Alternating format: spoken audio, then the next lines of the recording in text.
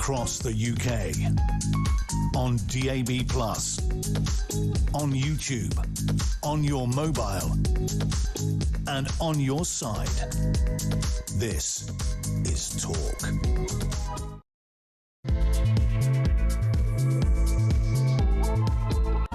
Okay, every single person in Britain today is talking about the migrant invasion on Ceuta in Spain. Now, of course, lots of you are saying, well, hang on, we'd never heard of Spain having a small part of Africa. There are two enclaves, as far as I know, but the reason we don't criticise them is because, obviously, there is a little bit of the Spanish peninsula that is British, and that's called Gibraltar, so we don't tend to criticise them about it. Well, Asher, I want you to tell the public what you said to me earlier. Well, what I said, I mean, we've got to look at the silver lining. The GDP has probably doubled. It's full of older people and kids. This is young military-age men. Imagine what they are going to do to the Ceuta economy. We saw them. They were so eager to get a job and start their career immediately. They were howling with joy, just running actually into shops to try and get a job straight away. These are hard-working individuals. It's amazing, actually, because what you've just heard from Asher, you may think of as facetious, as dismissive, as insulting. However, he is virtually quoting exactly what the Bank of England and the Treasury say about immigration. That's right. That is to say that if you've now got lots of people in, the economy will improve. And they forget about the per capita bit, conveniently. And explain that to everyone else. Well, that means, because obviously the GDP is the whole country's, what the economy gets. The gross domestic product. Gross domestic product. But what matters is the per capita per head. So if you get it up 100%, the GDP, but the population goes up 300%, we're all worse off per capita. We're poorer, so they don't look at that bit. So let me give you an example. You can say that Necker Island is much poorer than the United States of America, and that is true. The United States of America has a far larger economy, but Necker Island has a population of 2, Richard Branson and his wife. Therefore, the per capita wealth of Necker Island is significantly higher than the United States of America. I do want to say one thing. We've got Henry Bolton coming on just in a moment, and Henry's waiting in the wings. In fact, he knows his onions about this. I can see him on the monitor. There he is. Look at him salivating like Pavlov's dog. Henry's face has disappeared. Oh no, he's just looking downwards. I thought his face had disappeared. OK, but on the serious note, we've got to reopen the debate about the death penalty after this Axel Rudy-Cabana thing. We are a responsible outlet, so we can't talk about the 3 attacks he's been charged with. We've got to let the court decide. We weren't there. But let me just be clear on one thing. This man, if he stays in a mental health facility of any kind for the rest of his life, it will cost £3 million to look after him. It's just unbelievable. This man is not... Was it 3 or 6? Anyway, it's in the many millions to look after him. Yeah. The man is not going to leave prison rehabilitated. He's not going to invent a cure for cancer. He's not going to come up with a book to rival Harry Potter. He is just somebody who is a burden on our system. And I'm going to say this, Jim. I think we should rebrand it from the death penalty being put down. If he was put down, I think that would be the most humane outcome for him. I'm totally being honest. Because what is the point of a very disturbed person like this living his entire life in incarceration? If he was put down like you would put down a dog, then that would be better as far as I'm concerned for him. But he doesn't need to live in such luxury that it costs $3 million. Sure, you know, put him in a cell, give him enough bread and water, and that's it. It doesn't have to. So it's again wokery and do-gooding. You know, they've got to have this and that and everything, but they don't need that. And of course, let's just be clear on one thing. He will get the best of the best in terms of the legal fund, in terms of legal fees, in terms of the best KC, the best psychologists, the best of everything. His victims will get the worst of everything, those that are still alive. And, of course, the ones that are worst hit completely are the ones that have already died. Anyway, Henry Bolton is an international border controls expert. We all know him. He's been around for a long time. So, Henry, you must be celebrating tonight because the GDP of this small Spanish territory will massively increase now the population has gone from 80,000 to 140,000. What are you going to do to celebrate? And Deliveroo's instant now there. Well, I have to say, though, it's only been a brief boom because most of them have actually gone back. Yeah, that's odd, isn't it? Yeah. There are about, out of the probably up to 60,000 who invaded yesterday and at the beginning of today, all but about 13,000 have gone back. All but only 13,000? I was just about to say, 12 to 13,000 is a hell of a lot of people. Now, let me just ask this question very quickly. Yeah. Once again, look, I mean, Asher and I are late-night presenters, and we don't claim to have our finger on the pulse of absolutely everything. I do. But there's time and times... Yeah, you have, Ash, you have. Yeah. There's times when we've predicted things, and we cast our mind back to Tony Blair when he gave an amnesty to everybody who was in the country illegally to clear the backlog. Now, we knew what was going to happen then. It was going to encourage other people to come, and that's what it did. Do we think that the Spanish giving all of these people the permanent right to remain is the reason for this invasion? In part, yes. A few months ago, Spain gave amnesty to hundreds of thousands, about 500,000 people who'd entered the country illegally, just as a sort of way of balancing the books, really, just regularising everything. That was point one. Point two, about 2 weeks ago, the Spanish Supreme Court ordered that there's a law in Spain that allows the immediate summary return of anybody who comes across the border through the land border. And so they came up with a decision 2 weeks ago. There was a challenge, and they said, yeah, but this law does not apply if you come through a maritime or a blue border. Hence all these people have come across, not through the land border, most of them, they've come through, as you can see by the footage, they've come around the harbour. But who's organised this, Henry? This was very organised. I mean, 50, 60,000, that's like a Premier League Manchester United home match. Correct. So you put all that together, and what's happened in part is organised criminals in Morocco have marketed those two events, the Spanish amnesty, if you like, and the Spanish Supreme Court decision as, hey, guys, the border's open. You can go in and you'll be allowed to stay. But why would they leave? That many leave straight away? This is important. One of the things about this is that organised crime groups are actually actively marketing, false marketing in many cases, their services. But why have half left then? That doesn't make sense for that bit. That seems like maybe this is more of a state actor, maybe Putin, or why would they have left if they've paid this money to get into Europe and then leave?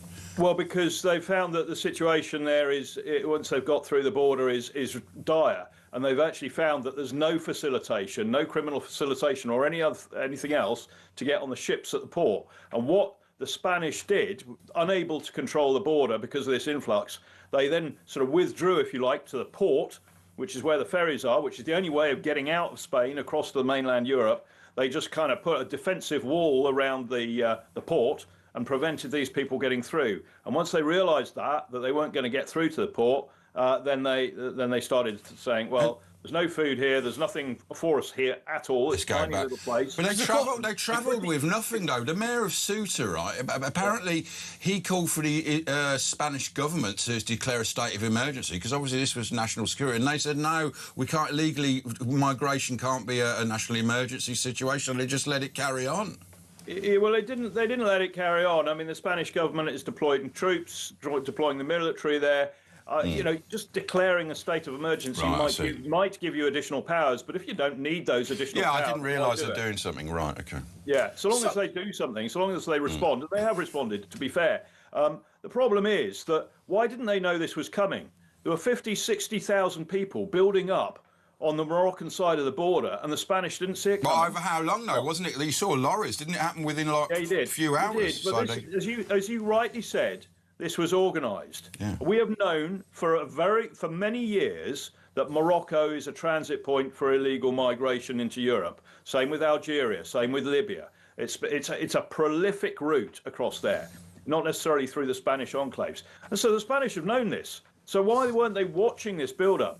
The other thing is that there have been... But before you go any further, Henry, stop. Before you go any further... No, just let me finish that point. And there have been persistent rumours, no proof, as far as I'm aware, of Russian, if you like, private military companies working on behalf of the Russian state in Morocco. It's certainly for many years Morocco, like the Wagner Group, considered an entry point into North Africa from the European Union by European sort of member states, Spain particularly, of course. It's been considered a target for Russian intelligence. So we believe, and there's been sort of ample anecdotal evidence of this, that the Russian intelligence is very active in Morocco.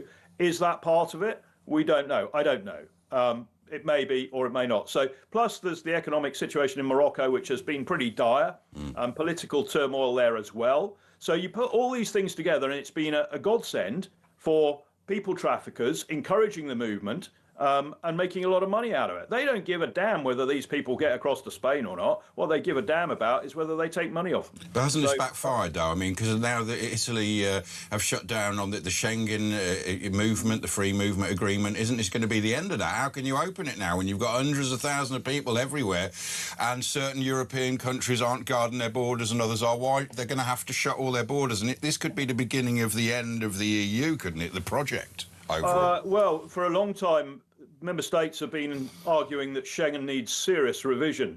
And when I was working for the European Union back in 2013-16, I held the portfolio for external border management for common security and defence policy for the European Union. And I was saying then, for God's sake, we have got to revise our whole threat assessment. We've got to recognise the threat here, because the threat isn't just people. The threat is a fundamental cultural shift that the numbers of people bring with them. They undermine the rule of law. A breakdown in society. I mean, we're seeing it here. We've seen it. Correct. And so you've got an existential threat to the heritage and the culture, the rule of law and the democratic sort of systems of the EU member states and to the safety of their citizens. We see it here in the UK. And of course, the other thing is that 2014 was the time that they started coming across the Mediterranean. And there was, ever since then, there has been a sort of a time lag, but there's been a feed through of a proportion of those people hitting the North French coast with the intention of coming to the UK. And we see the impact of that here. So obviously. But they want to destroy us, don't they? I mean, the governments, these left-wing governments, they're internationalists. They don't believe in sovereignty. This is what they're doing. They're incredibly naive ideologues. Well, yeah. That's what it is. They fundamentally believe that people like me are fascists and racists, when actually what I see is a fundamental threat to our European civilization. That's it in a nutshell. But these other people, they have not served in North Africa. They've not served in the Middle East. They've not served in Afghanistan or Central Asia. They do not know. They have not seen the way these people behave. They have not understood why their own countries are such basket cases. But don't they actually understand and want the destruction so much of their own country they're willing to cut their nose off to spite their face? It's like the gays for Gaza. They know clearly what would happen to them in Gaza, yet they'd rather be killed almost to destroy their own society, which they're bitter and twisted against for some psychological reason. We're going out of border security and politics into psychology in a way. Yeah. I think what's happened, and I'm not a psychologist, but I ponder about this, and I think what it is these people have spent so much of their life identifying with a particular movement, and an ideological concept, that they cannot admit to themselves that they're wrong. No matter what proof you put in front of their face. Because they're narcissists. This is where the psychological thing is. They will never admit they're wrong. They're like man-child, like Keir Starmer. We looked at him. Yeah. What's your view on the new Prime Minister and what he's going to do? I mean, this is now a pivot point, hopefully, with the immigration. I mean, they could stop the boat straight away, but they're just saying, oh, look, we've cut it by 10%. Well, just cut it by 100%. What is going to go on in the future with this? Well, Andy Burnham's done nothing so far. He's had no impact. He's not been in power long enough to have impact. And this government, the Labour government under Keir Starmer, was claiming credit for a reduction in legal migration that was which actually resulted of measures the Conservative Party implemented before they left power, and that was the feed through. So Keir Starmer was benefiting from that. But the only thing that Andy Burnham, as far as I'm aware, has said about the situation in the Spain-North Africa situation is that he's offered the Spanish Prime Minister assistance. Well, I'd be interested to know what assistance he's offered, seeing as we can't secure our own we haven't got any maritime equipment. border. Yeah. But they've done nothing. Look, I've said so many times, I'm bored of my own voice because I'm repeating myself so often that the problem here is that the British government has not got the knowledge, the political will, the determination, the backbone, the wish, or the political. They haven't got anything that's required to solve this problem. They're not really interested in doing it, I believe. If they did, if they were sincerely interested in solving this problem, they would reach out to people like me who've done it for other countries, and they would say, what's the answer? But they don't. I've written to... They don't even mention it. It's like it doesn't exist, the immigration problem, if you get listen to Andy Burnham speaking. Yeah, well, exactly, because the moment they acknowledge that it exists, then the next response from the media and the public and commentators and everybody else is going to be, OK, right, we agree that there's a problem. What are you going to do about it? All right. And that's in the difficult box. Can you stay with us, Henry? Because we're going to go to a little breaky, pay some bills. Can you stay with us, Henry? Because we're going to... Yeah, I can, yeah. Well, we're with Henry Bolton, International Border Control expert, talking about what happened in Ceuta today. It's Andre and Ash on Talk. You want to say anything about that or anything else? 0344 499 1000. Back after this.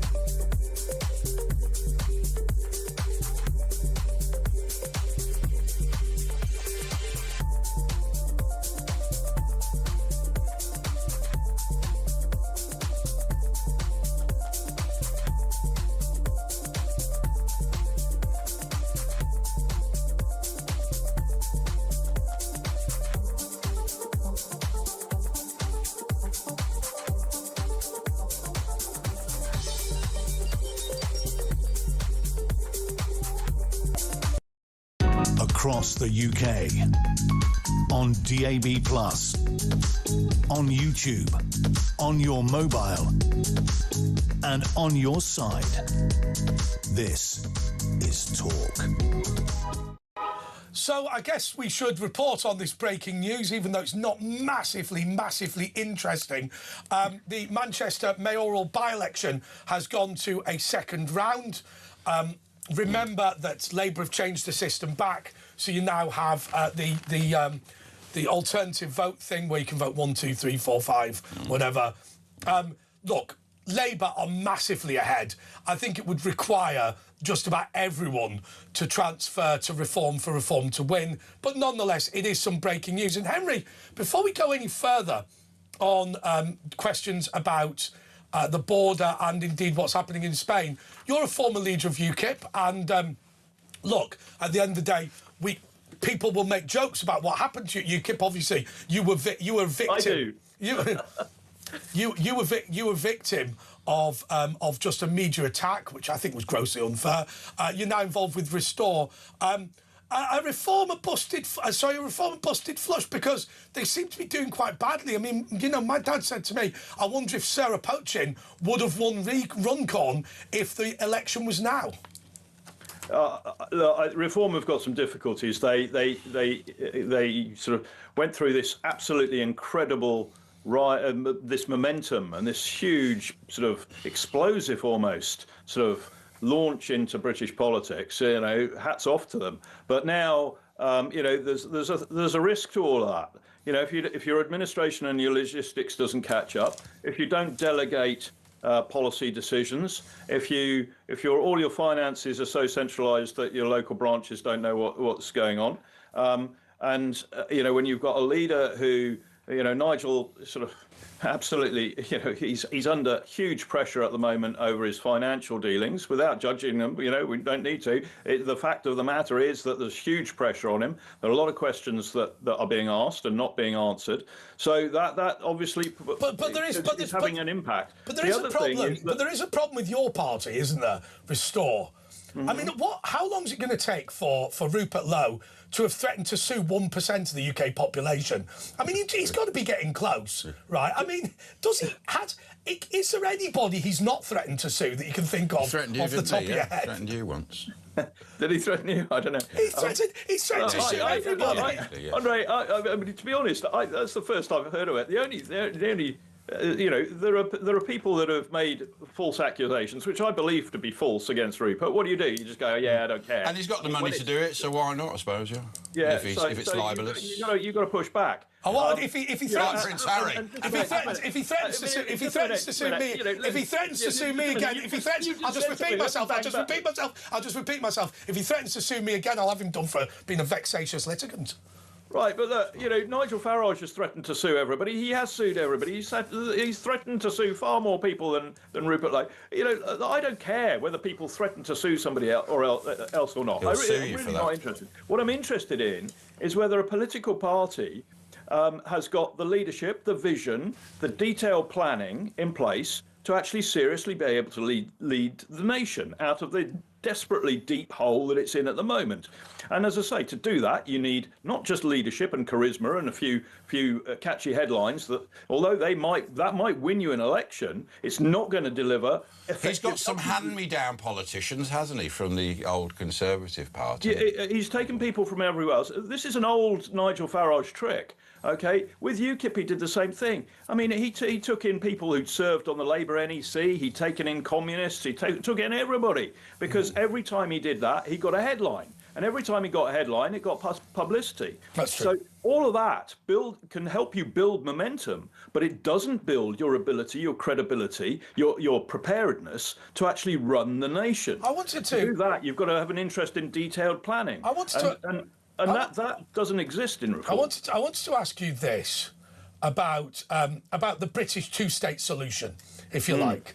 Now, look, you're an expert on immigration and all this sort of thing. It seems to me, and we've now had time to reflect, that in Aston, this was the first Islamic tribal area to assert its own, if you like, immigration policy. And that is to say that Jewish people are not allowed inside Aston because this is a Muslim area. Now, I would say that's not a protest. That is looking towards sovereignty. And I've often said that David Starkey is right when he says that we are transplanting people one by one, person by person, from villages in Pakistan and Bangladesh to the United Kingdom. So it's not, when we talk about multiculturalism, it's not like there's a Pakistani guy on every street. What there actually is an individual village from Kashmir, which now is effectively the same as a place in Nelson in Lancashire, as an example. Yeah. So it's the same people. If you look at what happened in Aston, first of all, it has its own democratic system, i.e. the biggest tribe gets the local councillors elected. It has its own language, Urdu. It has its own religion, Islam. It has its own religious buildings, mosques. It has its own schools that are run in its own way. It now has its own security services, effectively, in addition to the two-tier policing system and its own legal system that enforced by Sharia courts. When it then says it has its own taxation, although admittedly that's Islamic taxation and it's principally for charity. When it finally says we have our own foreign policy, our own immigration policy, it is a country, not a community, surely. Yeah, well, look, I know, again, how many times have I been saying this for years? Well, these people come from places where their life is about sectarian politics and tribalism. And we have imported these people, and they bring with them the practices, the norms, what they've grown up with. It's what they know.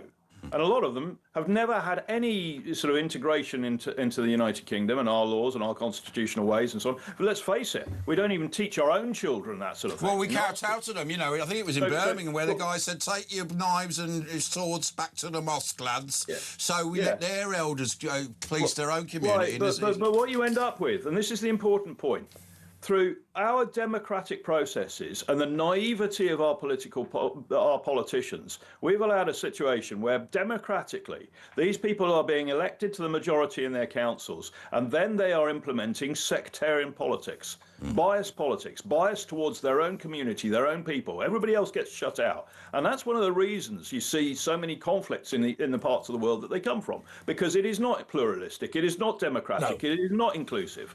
What they will say.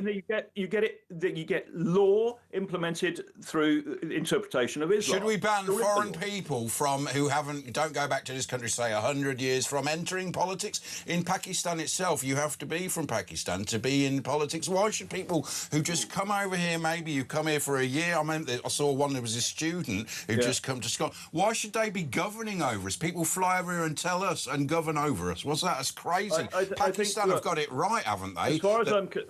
As far as I'm concerned, no one who holds dual, as a start point, no one who holds dual citizenship or citizenship of another country should be in any position of elected or public office. Yeah, but even so, they can give up there, but I still don't want them in Parliament until they've maybe got 5 generations or 3 generations. But we've also got to stop handing out citizenship like confetti, a bag of sweets. So there's a whole lot to be done. But I entirely agree. Look, you mentioned that I'm with Restore. I'm the national security spokesman for the party. And, our position on this is very, very clear. And that is that if you are not fully integrated, then you will be leaving the country. If you are not contributing, you will be leaving the country. If you are in social housing, you will be leaving the country. If you are on benefits, you will be leaving the country. If you're a foreign national offender, you will be leaving the country. If you've entered the country illegally, you will be leaving the country. And if we can't get rid of you, then we will detain you securely until such time as we can get rid of you, or we make life so difficult for you, you go of your own accord. And if a country doesn't take its own people back, then we'll impose a blanket visa ban on the people from that country, no matter whether it's Pakistan or anywhere else. We've got to get tough with this. There is no question about it, because of our entire way of life. Our rule of law is being challenged by Sharia. Our democratic system is being challenged by sectarian politics, Islamic sectarian, tribal sectarian politics. This is the fundamental, this is the bedrock of what this nation was built on. It's being undermined, eroded, in fact, displaced by these immigrant communities. But if these Islamic tribal areas are of such huge economic benefit, why aren't other countries keen for us to relocate them so that they can benefit from them? I mean, surely what Pakistan should be saying is, listen, as by the way, many Caribbean countries are saying, you're taking our brightest and best. We want them back. What about what Poland said during the time of the early accession into the EU? They were worried that their own people were the brightest and the best were going. We should be saying to Nelson in Lancashire, we will sell this community to. Well, a lot of them with the Polish that community, they send the money home. I mean, a lot of the GDP of some of these countries is just from that. That's the point, Ash. Yeah. So we are the second highest in remittances in the UK. We sent, the United States is the highest for sort of migrants sending money back to their home countries. Well, the Somalians made an industry of that in America. Yeah, correct. And we are the second in the world on that. The World Bank, I mean, the British government puts that at about 8 billion a year. That's what the latest figures I saw. Well, the World Bank puts it at about 3 times that much. So around about 24 to 26 billion pounds is flowing, according to the World Bank, flowing out of the United Kingdom to other countries. That's cash. But that's our tax money, isn't it? And I'll tell you why. That's your tax money. It's what they're working on the black economy. I was going to explain, but don't worry. That's the GDP. Right, OK, let's go to a break. Go on, let's go.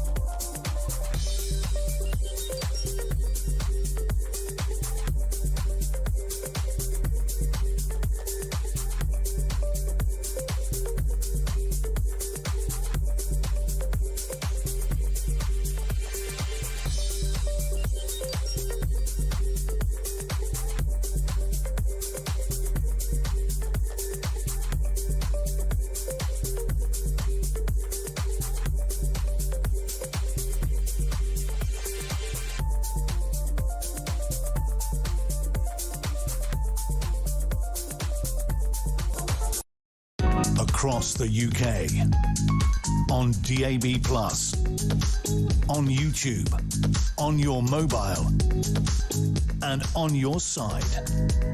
This is Talk.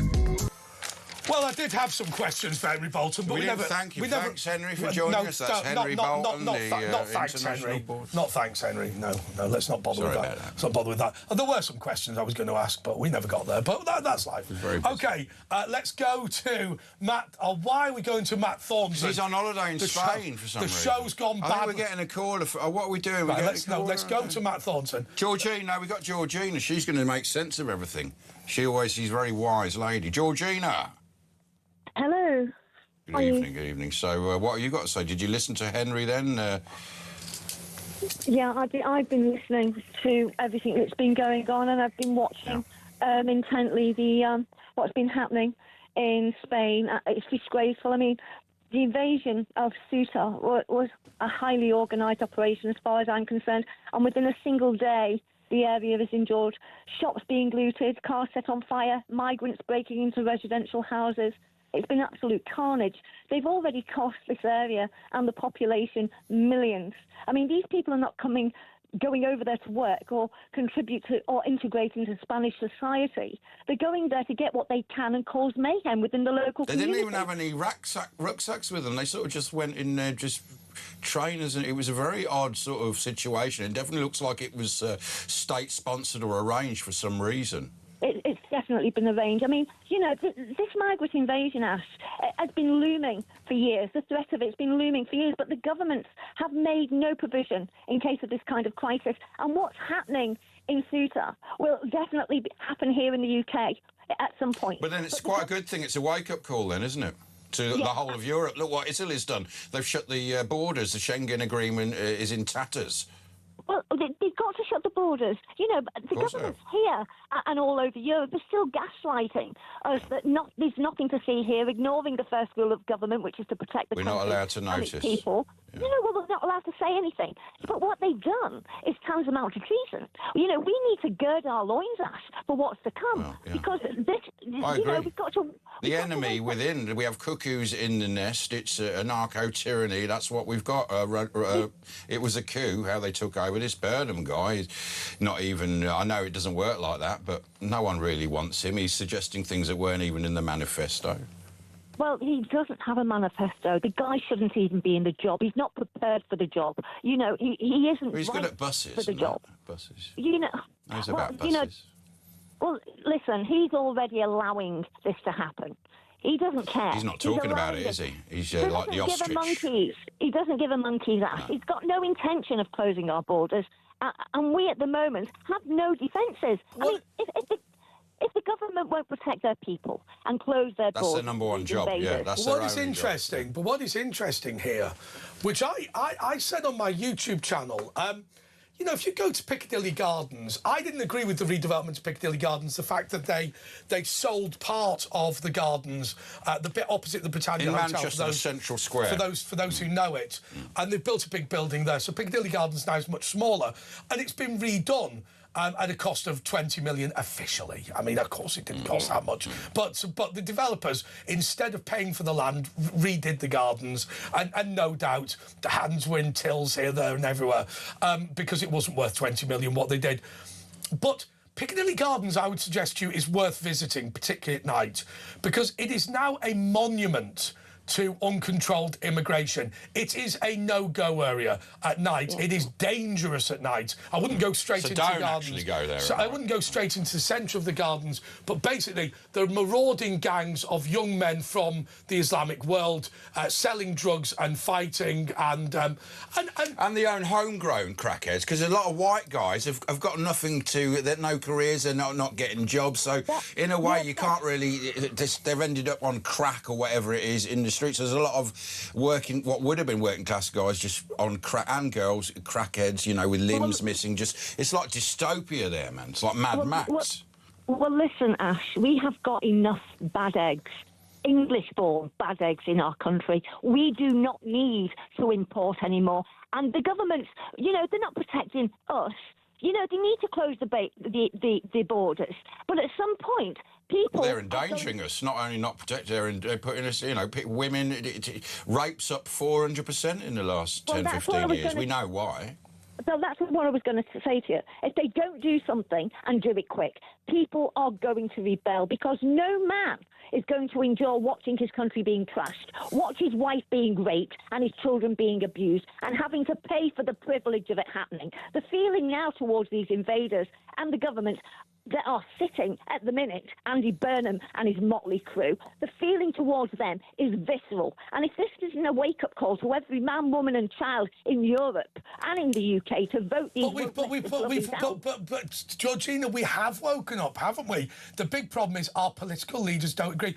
The solution that our political leaders have found to any of these problems is to simply try to make it illegal to be honest about the immigration problem. That is their solution.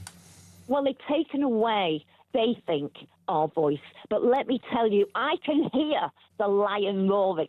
The lion is starting to roar now, and the people of Britain have had enough. But what about?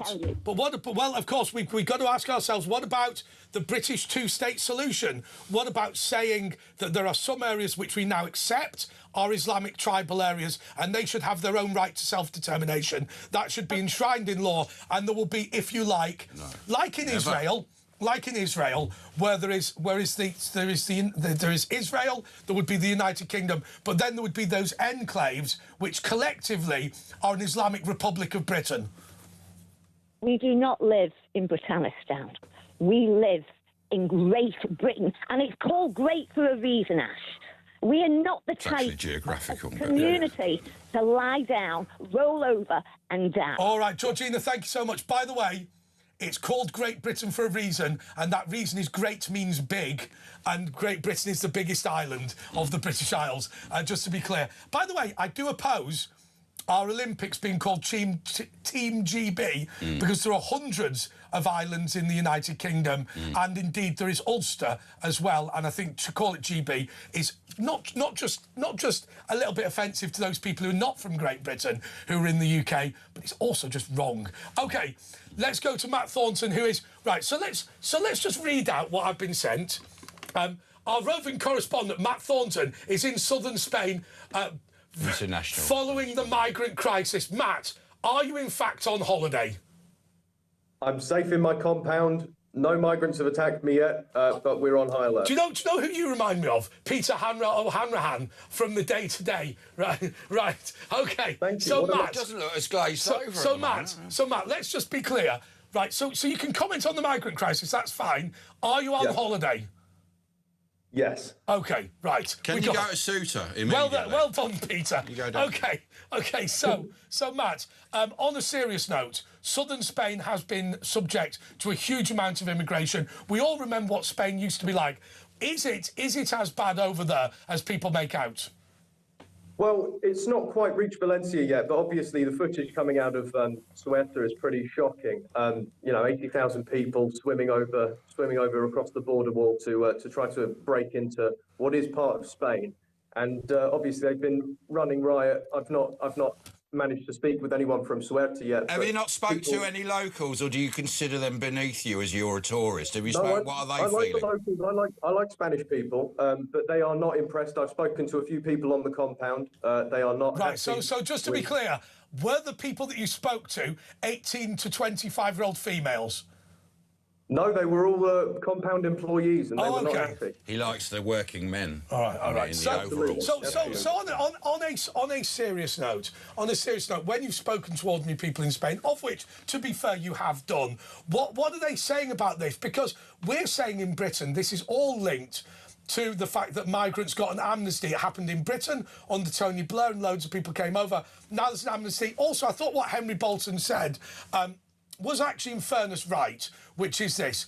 Migrant gangs or organised crime in Morocco have said, look, there's been an amnesty.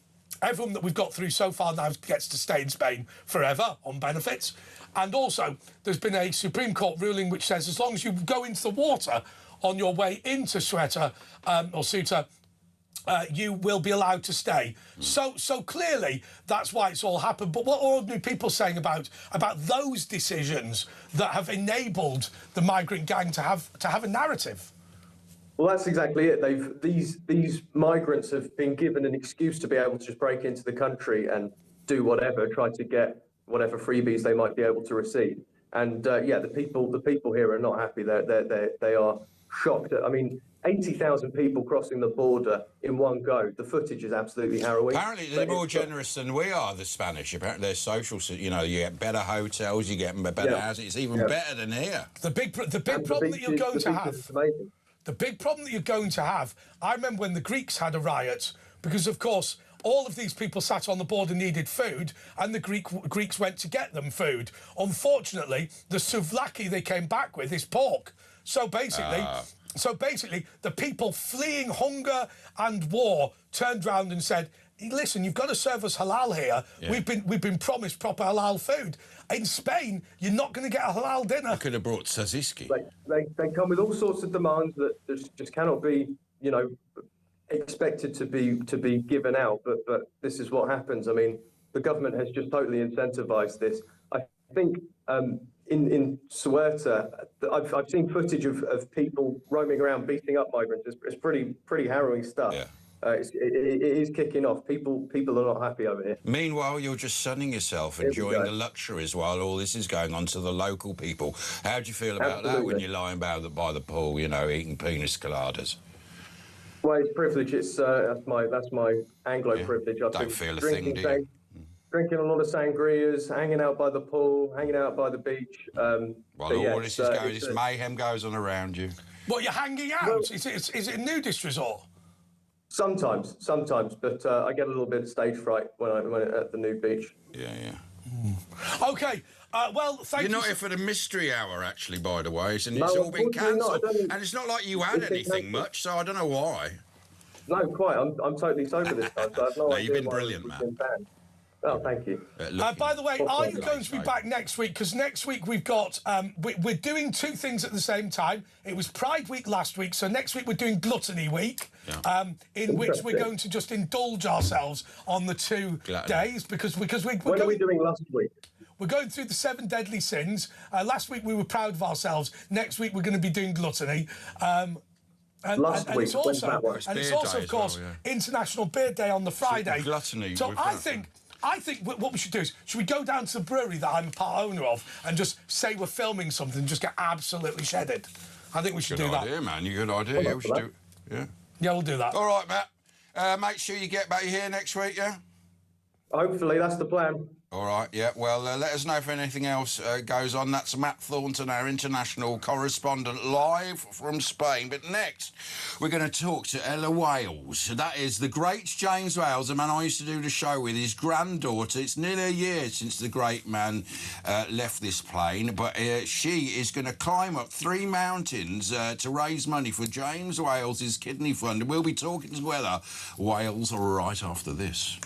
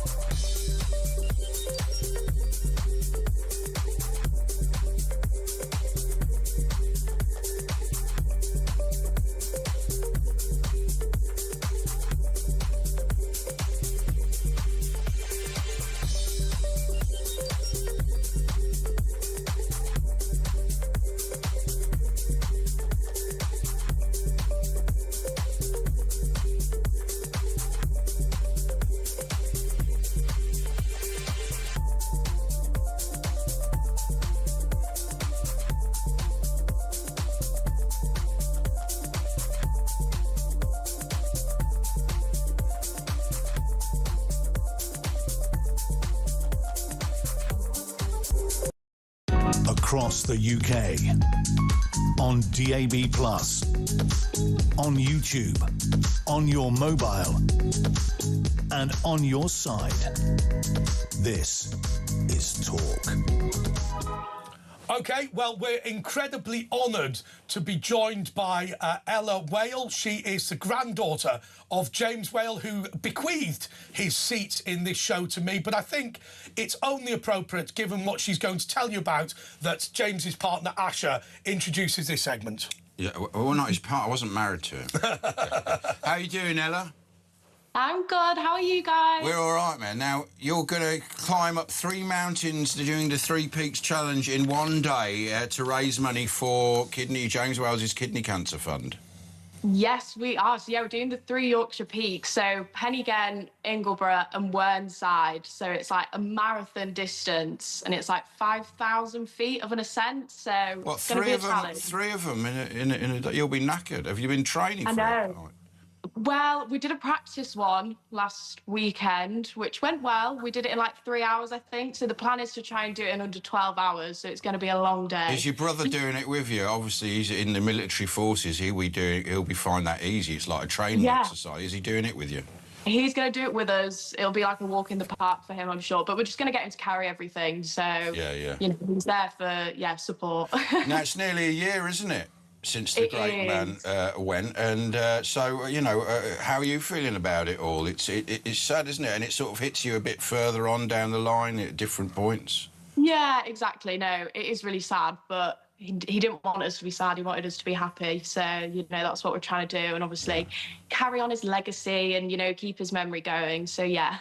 Yeah, I mean, I walked past one of his old properties. He used to live in Canary Wharf, and I was walking along. It was I think it's Greenland Lake or whatever, the dock. And I was walking across, and suddenly I thought I'd tripped, and there was nothing there. And it was right outside his flat. And I thought he's grabbed my foot. It was like really weird, man, because I'd walked miles and right outside his flat, So it's quite odd. Have you had anything like that?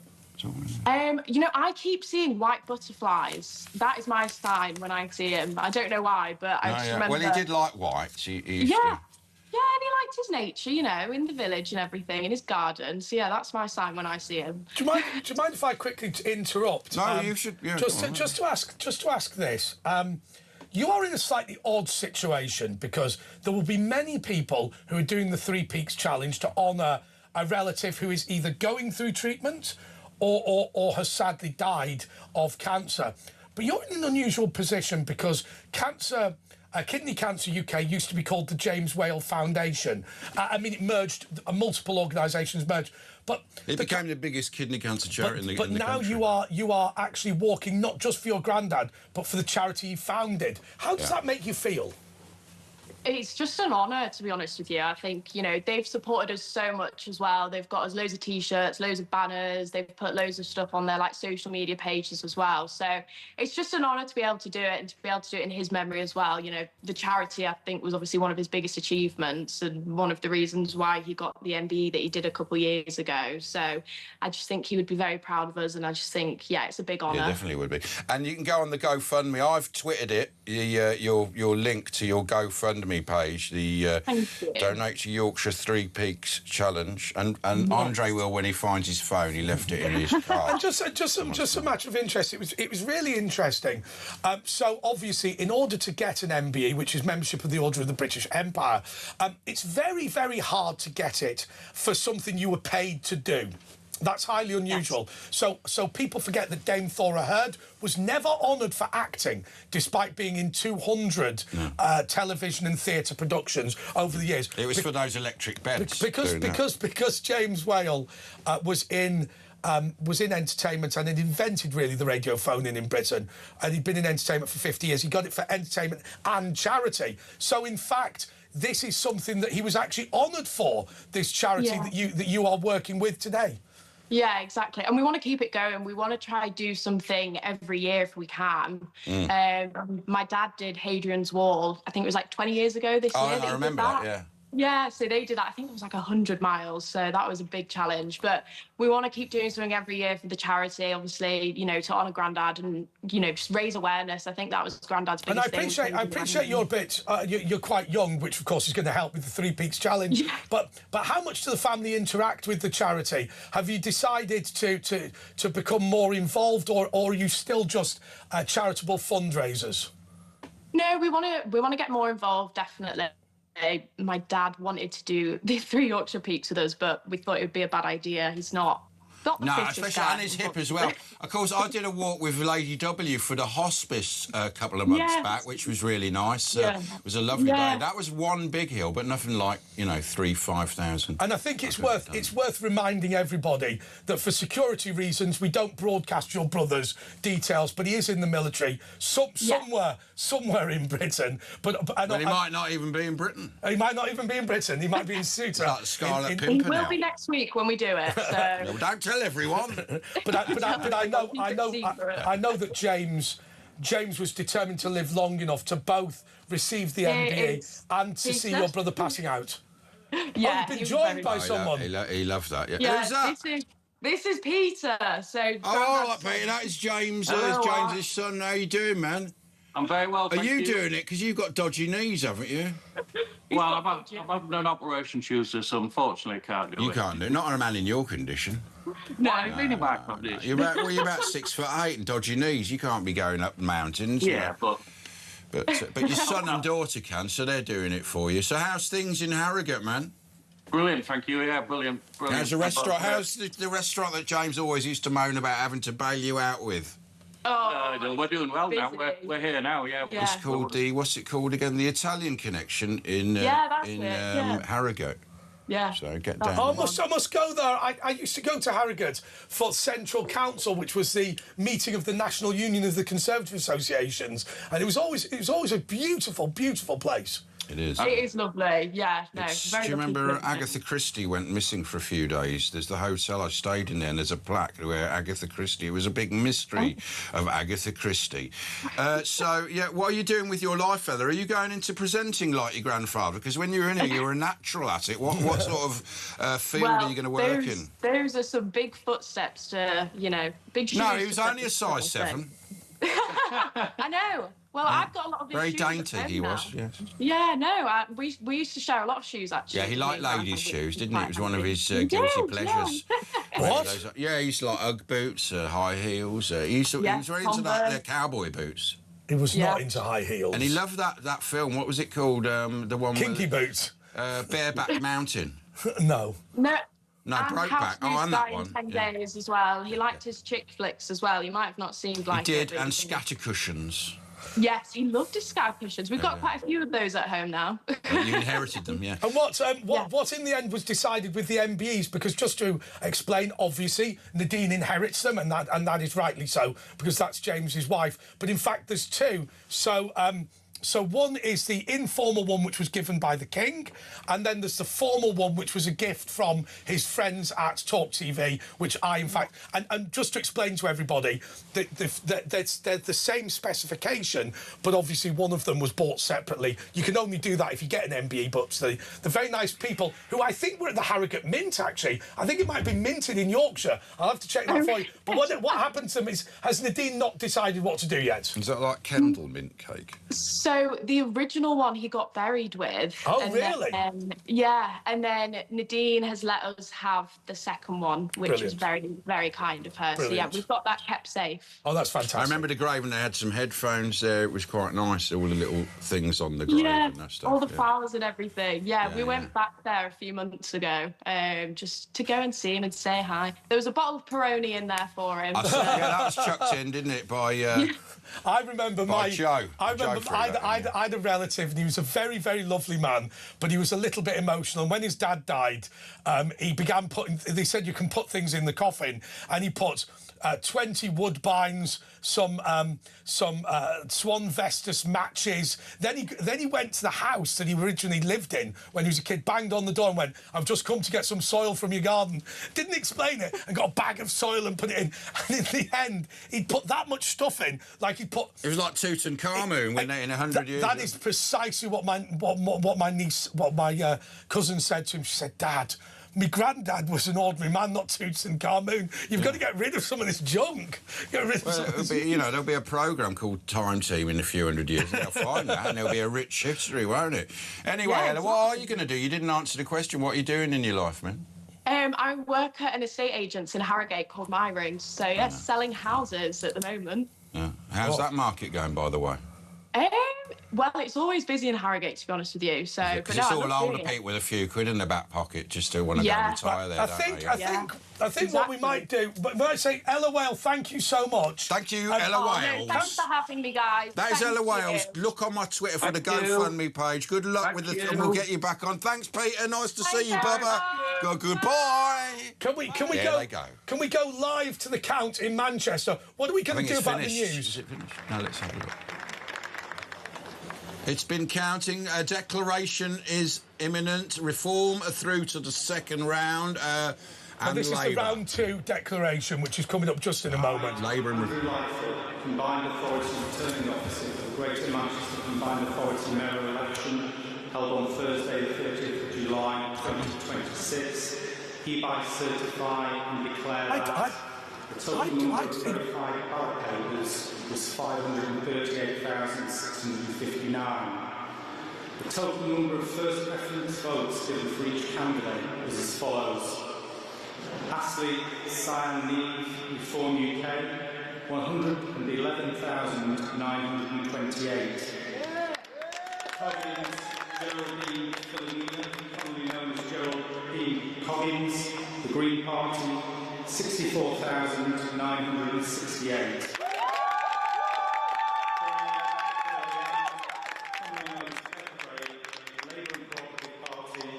251,004.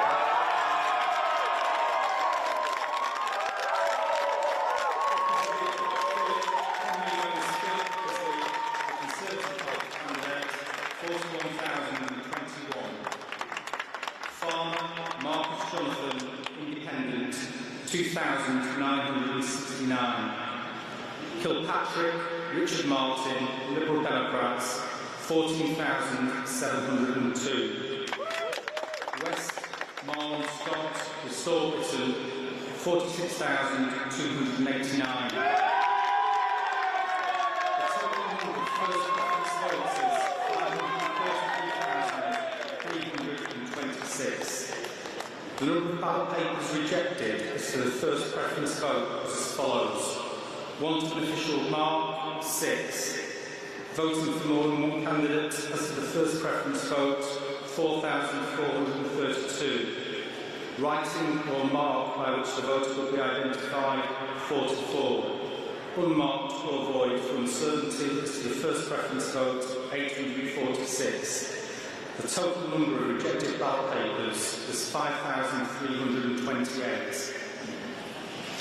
The total number of second preference votes given was as follows. Sean Astley, Reform UK, 45,250. Bev Craig, Labour and Cooperative Party, 58,076. Others eliminated, conclusion of the count of the first preference votes, 53,504. The total number of second preference votes is 156,830. The number of ballot papers rejected as to the second preference vote was as follows. 1 to official mark, 0. Voting for more than one candidate as to the second preference vote, 172.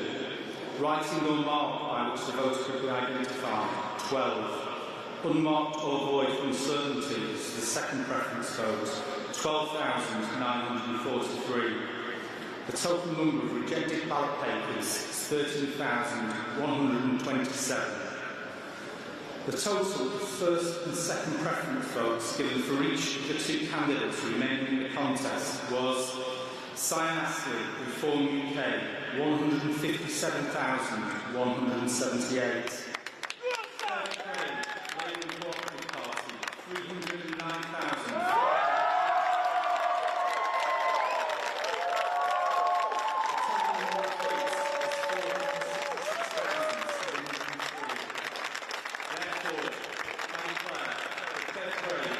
Elected as the Mayor for the Greater Manchester combined.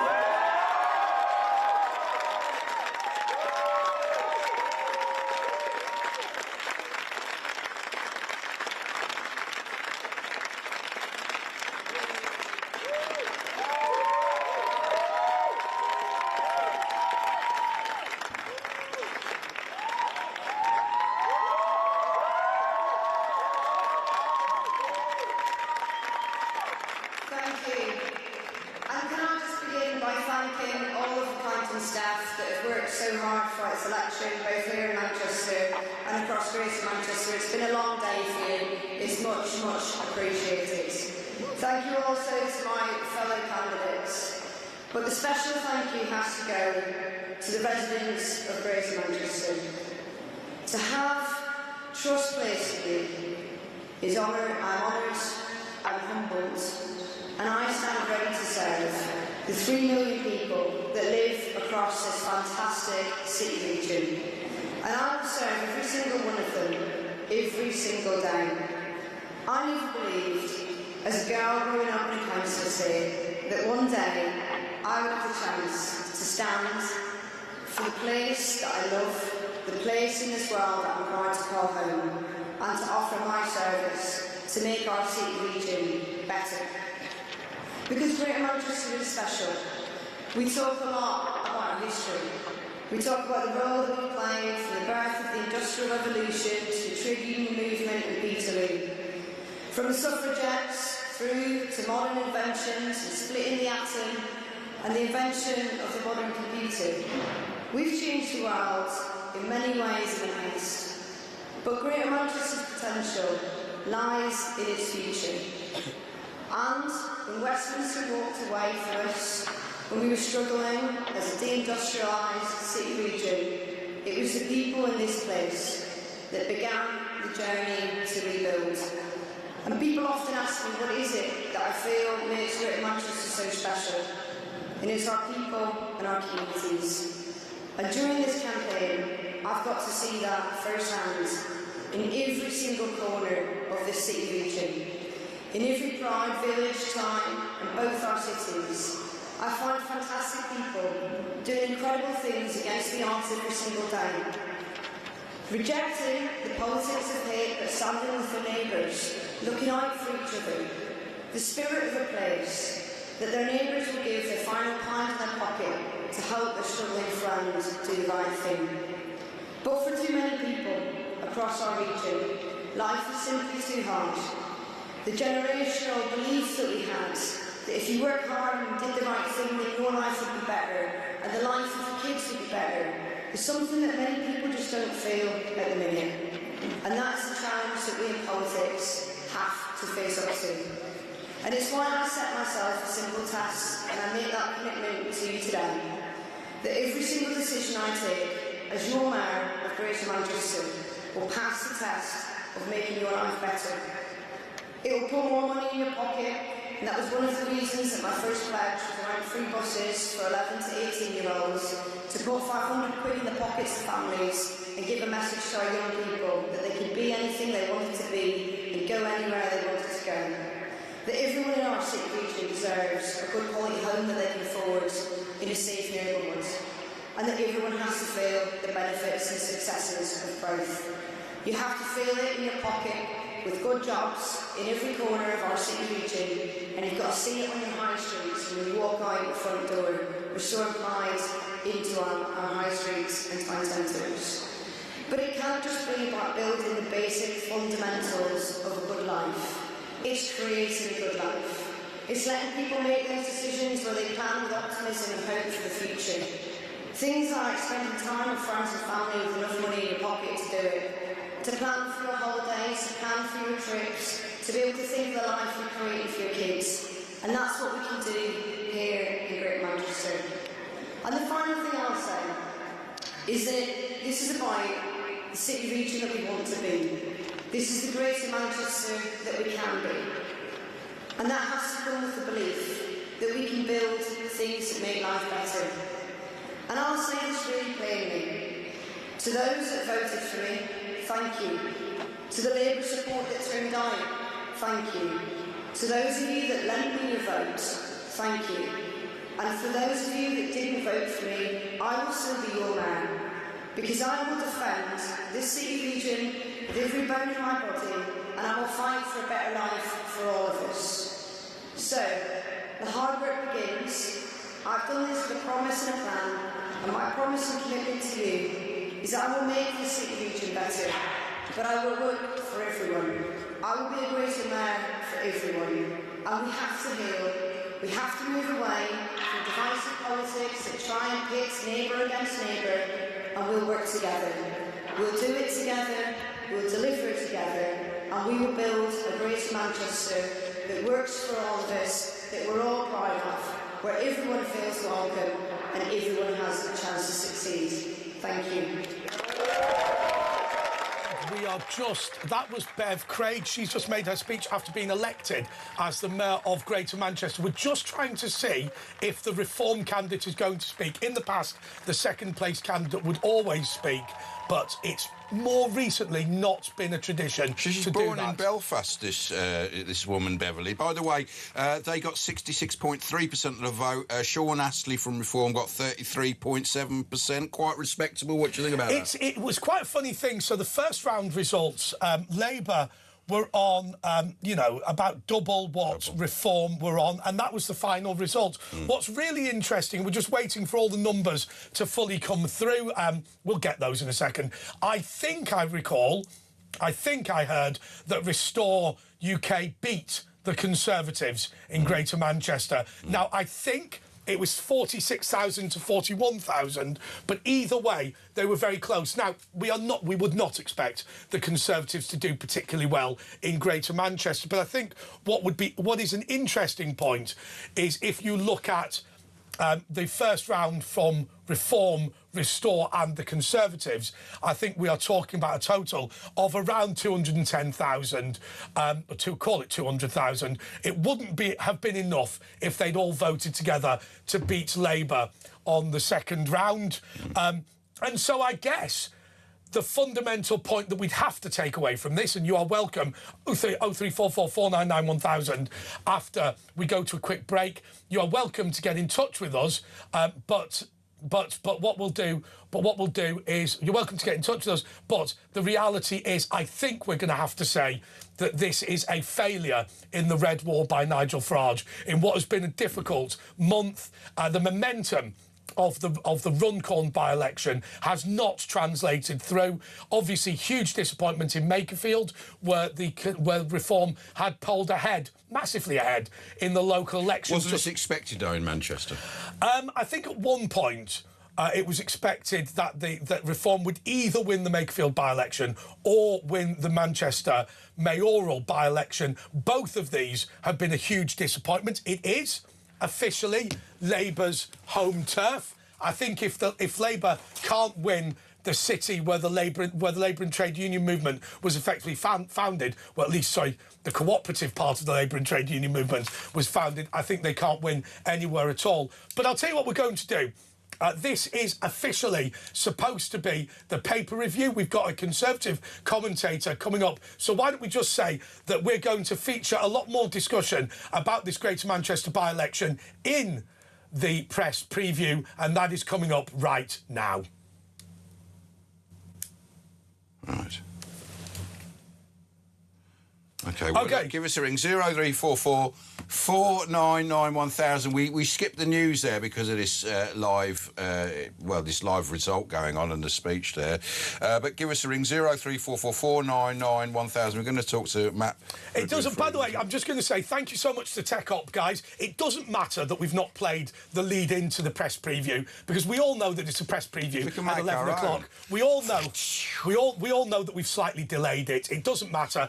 Your next news bulletin, by the way, will be coming up at 12 o'clock. I'm not worried about it. What we'll do now is we'll introduce the press preview with Andre Walker, Asher Gould and Matt Goodwin Freeman. Matt, are you there? Come in, Matt. Oh, he's coming in. He's in the flesh. Here we go. Yeah, Matt's coming in. Anyway, look, here's the results. Oh, Matt Freeman, come on, just run in. Labour 47%, Reform 21%, Greens 12%, Restore 9%, and the Conservatives, beaten by Restore, you'll be upset about that, with 8%, although probably expected. The Lib Dems 3%. By the way, I just want to say we have a very wonderful and lovely production team who are supposed to go to the news at 11 o'clock. Yeah. I forced them not to listen to the results, and that caused some little bit of chaos. Anyway, Matt, thank you so much. See you guys for in the coming flesh this time. Yeah, we're gonna have fun. Now look, I'd say Restore beating the Conservatives is bad. Yeah. The Reform result is very bad. What say you?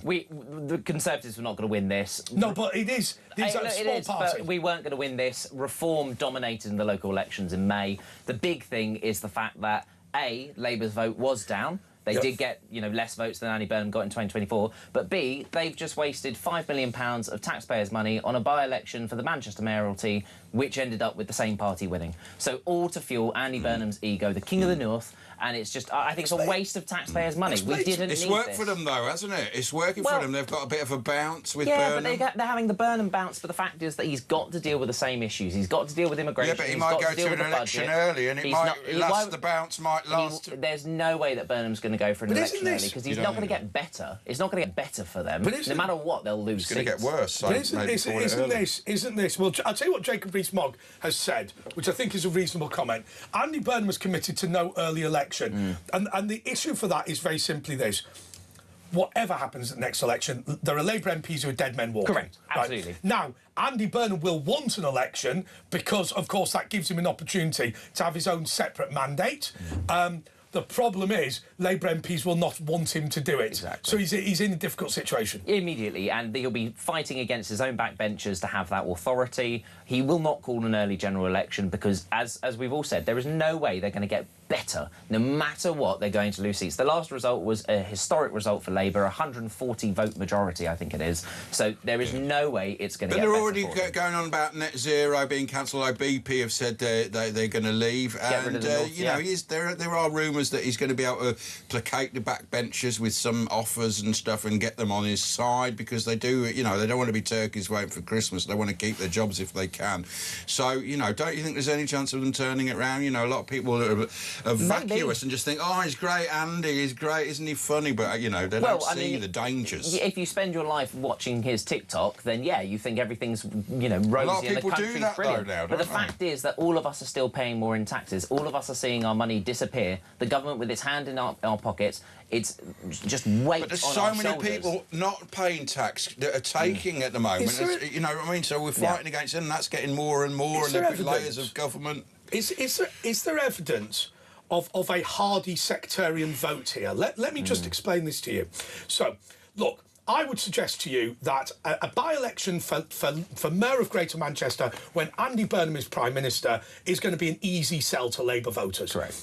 They're down 16, right? It was said that the Green bounce is over. The Greens have doubled their vote. Now, I think that maybe many of the Islamic voters now, and we have to accept, sectarian voting is now part of the system. We saw it with Hannah Spencer in Gorton and Denton, for example. So I think that those Islamic voters are now firmly with the Greens. Yeah, I think so. I think the Labour Party is now going to spend the next couple of years trying to work out who its audience is to get votes. Is it those who are struggling on benefits? Is it those who are the working class, despite them not being able to define what working class seems to be? Yes, that's right. Or is it going to be going for this sectarian politics vote? So it's going to be a very concerning couple of years. But the fact of the matter is, Andy Burnham has been handed the keys to number 10. Yes. He's then doubled it and got himself another number 10 in the North. He is going to stick around and I'll tell you what, this out. That is my favourite piece of spin ever. Frankie told him, I'm not taking the kids out of school to move to Downing Street. We're going to have the number 10 North. It's working from home. Exactly. That's what it is. Well, the government wants... The Labour government would be happy with nobody working, frankly, because we're seeing benefits rising, the unemployment rising, all sorts of things like that. I'll tell you one thing about number 10 North. It does raise questions. Because what that means is, that obviously, without giving too many details away, you've got to retain the secure location at Downing Street. Correct. You now have to have an additional secure location at Heron House, a third secure location at Andy Burnham's home, which admittedly is quite easy to defend, but nonetheless, you'll have to have that location. One would assume they'll have to reopen Lee Police Station for all the security services that are going to be there. And I know when my friend was Borough Commander of Islington and Tony Blair planned to live at home, they wanted an entire floor of Islington Police Station. Your brother was Borough Commander? No, well, a friend of mine was my brother in Masonry. But guess what? All of that is at the taxpayers' expense. I know this. All of that is coming from our taxes. All of us working hard here late at night, we're paying for it. I think it's important to remember, and I think there's an element of the West Wing, which Andy Burnham's been watching too much West Wing and then got into Downing Street. For those of you that remember the West Wing, when Matthew Santos was elected president, his intention was for his children to stay at school in Houston, Texas. Now, what they explained to him is very simply this: the security arrangements at Burnham's home will be for him visiting every now and again, maybe once a month for one night, not for his family to live there permanently. They will have to build, effectively, a third Downing Street, because one of them is the original one, the second one is Heron House, and the third one is his home, and that's in addition to the country residence of Chequers. Exactly. I mean, this man... There needs to be a northern Chequers as well. Tatton Park. Please don't give him more ideas. Can he just focus maybe on the rising taxes we have, the growing deficit, the budget, the black but it's hole also in apparently their GCHQ. defence? Do you not think it's odd it's in GCHQ? No, they're using an existing building. Frankly, it would have gone into a different form of a civil service building otherwise. Just on a totally sort of separate point, the spooks, they've confirmed they're going to allow the Chinese embassy to be built, that sort of dungeon and thing right over the important cables that run through the city that they're going to be able to crack into with quantum computing. What's your view on this? I mean, this is just unbelievable. I said at the time when the government announced it, despite our own security services saying this is a dangerous idea, and the American, the FBI, despite the CIA, the Americans all saying said it's a dangerous idea, and despite the Prime Minister at the time, Keir Starmer, being in China on a state visit, they still allowed this super embassy to be built. It is going to be giant here in London. It is going to be bigger than any other embassy in Europe. And of course... And it is right next to our secret cables underground. It is so large. Right, so let's just explain some things about this super embassy. Number one, it's basically a square site, but they've had to cut out a bit for the Wapping Telephone Exchange. The Wapping Telephone Exchange it's not true to say what I'm about to say, but it's basically inside the super embassy, right, because there's a lump pulled out. But here is the bit that people forget about the super embassy, because we've heard about cables, we've heard about the Wapping Telephone Exchange, but what we've not heard about is the people who've been thrown out of flats. Right. I don't know of any other... Every embassy has accommodation for staff there temporarily. That is fine. This place has hundreds and hundreds of flats for people who will go from Beijing to London, go into the flat, they will live and work there, they will never leave the Chinese embassy. Now, every embassy has analysts, but why do you need accommodation for 250 people who will never, ever interact with... Allow me to finish. Who will never interact with anyone British at all. Now, if you're not going to interact with anyone British, why are you in London? Good point. Well, I mean, there was redacted plans, wasn't there, in the basement, and it's well known that the Chinese have what they call police stations in foreign places. I think in here they will grab their own dissidents and pull them in to the embassy. Our government obviously won't do anything, as most won't, because they're sort of wearing the trousers. They also want to keep all their old existing buildings. But the question really is, if our leaders, who aren't really security experts, are told by our security leaders, do not do this, there should be questions asked about why they are doing it. What is their interest in it? Because that is something we need to know. It is weak leadership. And well, it's more than that, aren't they? What's going on with China? Hand in pocket to the Chinese. Well, there we go. And we know that the Chinese are spying on us. Of course, there was the China Spygate case that fell apart because the government did not pass over to the courts the documents and the evidence that Of course, the other thing about the super embassy, it's often said that the document incineration facility is large enough for a human body. So what you could do is you could kidnap somebody, bring them into the embassy, shoot them in the basement and cremate them. I'm not saying the Chinese... I'm not saying the Chinese are going to do that. I'm saying that... I'm not saying that the Chinese are going to do that. I'm saying that the facility is capable of body disposal. The point is, it's the typical give an inch, they'll take a mile, Yes. right? They're getting the biggest embassy in Europe. They are having 240 Super different extra bedrooms that no one needs. They're going to have, I think, thousands of staff there who will all have diplomatic immunity and all be on diplomatic passes. Therefore, their family can as well, and all the other.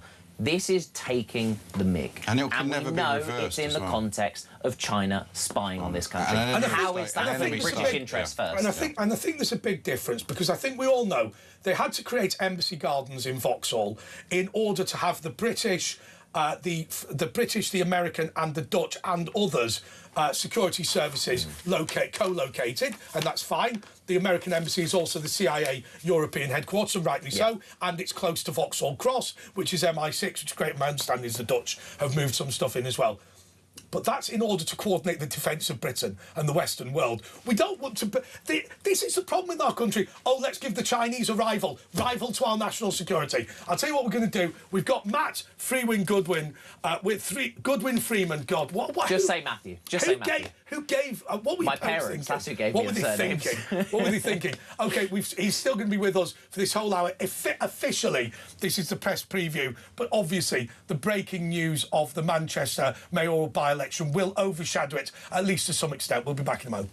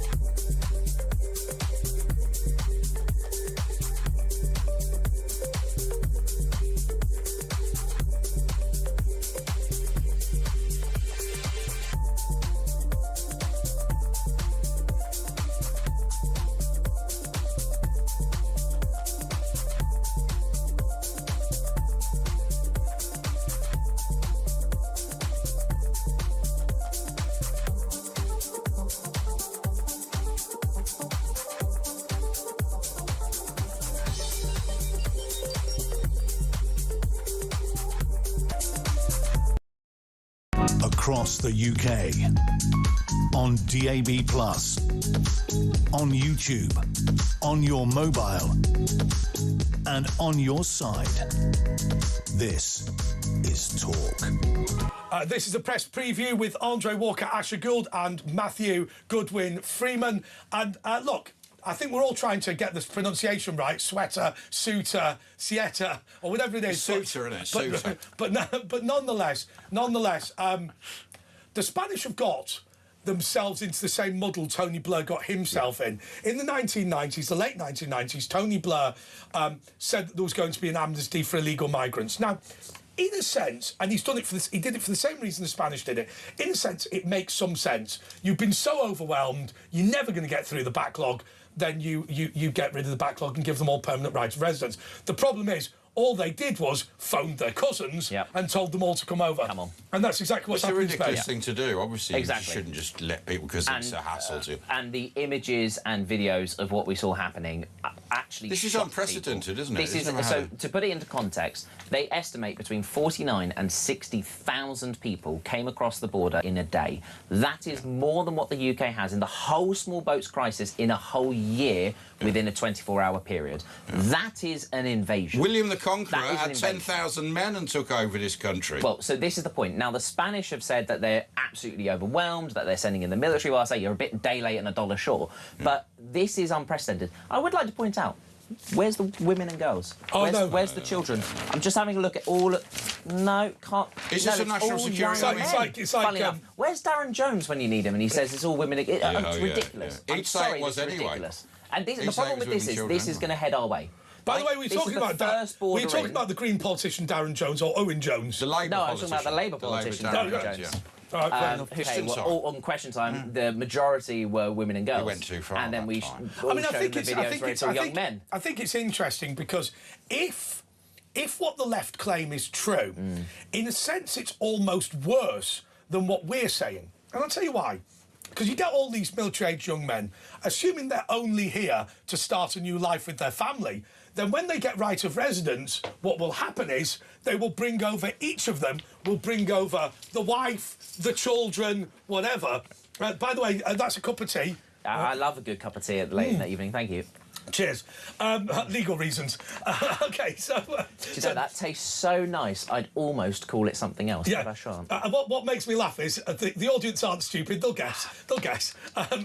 OK, so what I was going to say was, it's if what they've said is true, and all of these people, what is it, 1.5 million people on the route to rights indefinite leave to remain, they can all bring a wife, they can all bring children. Yep. So that means if you're talking about 5, then what is that? 7.5 million extra people in Britain. It's not just wife and children, it's mothers and brothers and cousins. And then they can bring and their... suddenly, now it makes sense why there's a housing shortage. Now it makes sense why we can't get a doctor's appointment. Ruling... Now it makes sense why we have to pay taxes because everyone else is on benefits. It is ridiculous. That ruling with the person, just to explain to the audience, we don't know immigration rulings, the names of people, or quite often their gender. So a person from Gaza who was given refugee status in Britain successfully argued in court that 18 of their relatives could come over. And what Ash just said there, and he said it as a throwaway remark,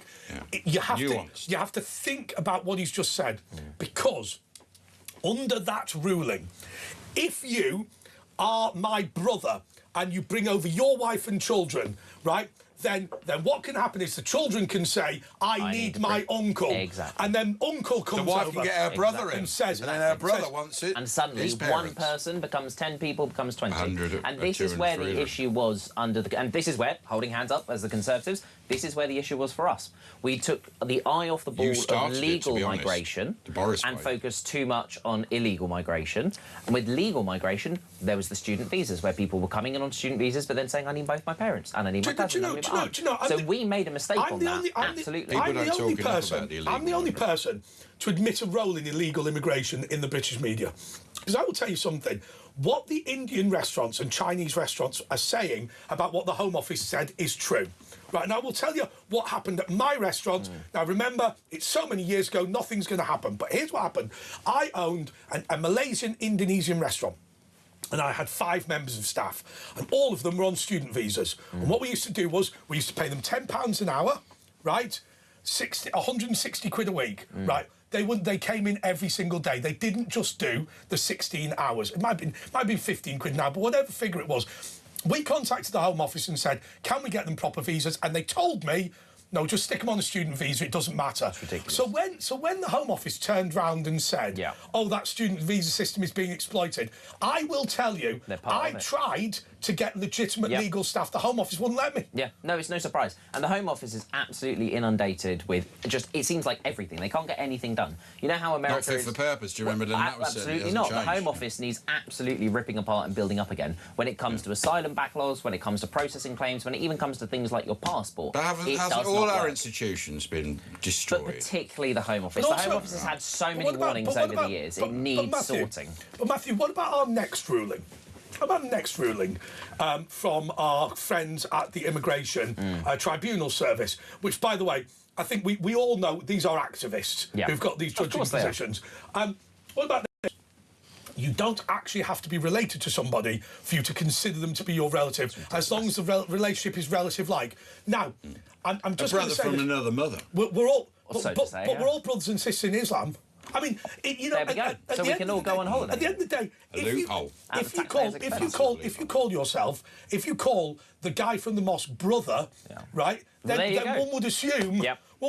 So the way I look at our immigration system now, it's just it's almost like a game of tick. Yeah. And it will grow exponentially. What box do you tick? What route can you find? What loophole is there? What back door can you use? All these sorts of things. We need to have a genuine conversation in this country about immigration, the value of people that we want coming into this country who are net contributing to this country, not just filling in those jobs where actually we can get our own people to do this. And remember, my first ever interview on TV was talking about when there were 1.5 million job vacancies in this country, but 2 million people on job seekers allowance.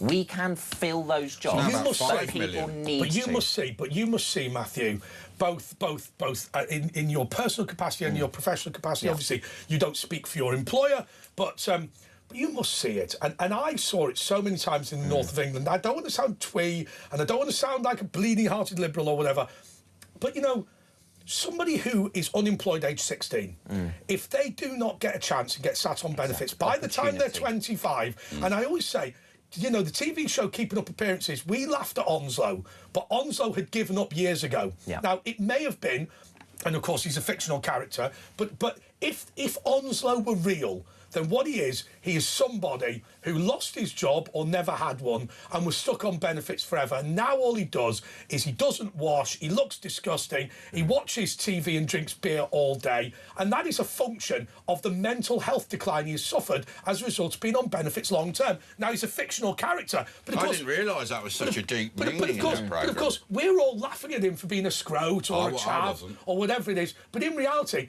there are millions of people in Britain like that, and we are killing them. Yeah, we have to be, when it comes to young people in particular, we have to give young people an opportunity to succeed. That's why, for example, Labour's national insurance hike is ridiculous, because it means that businesses will not employ young people and give them that chance. But they don't seem to when care, it comes to getting people into jobs, as I said back in that first interview, which I now have no idea what the numbers are, there were 1.5 million people who 1.5 million job vacancies, 2 million people. But why 27 foreign people taking the job of one British person? It's like they're trying to destroy, you know, the white working class lad is the lowest performer. They're trying to destroy the backbone of Britain. This is where we need to have an honest conversation about saying there is no job. They won't have an honest conversation, will they? My first job was a cleaner after school. I stayed behind for 2 hours after school, cleaning the toilets, cleaning the classrooms. Used to come in the next day and people would make a little joke about it.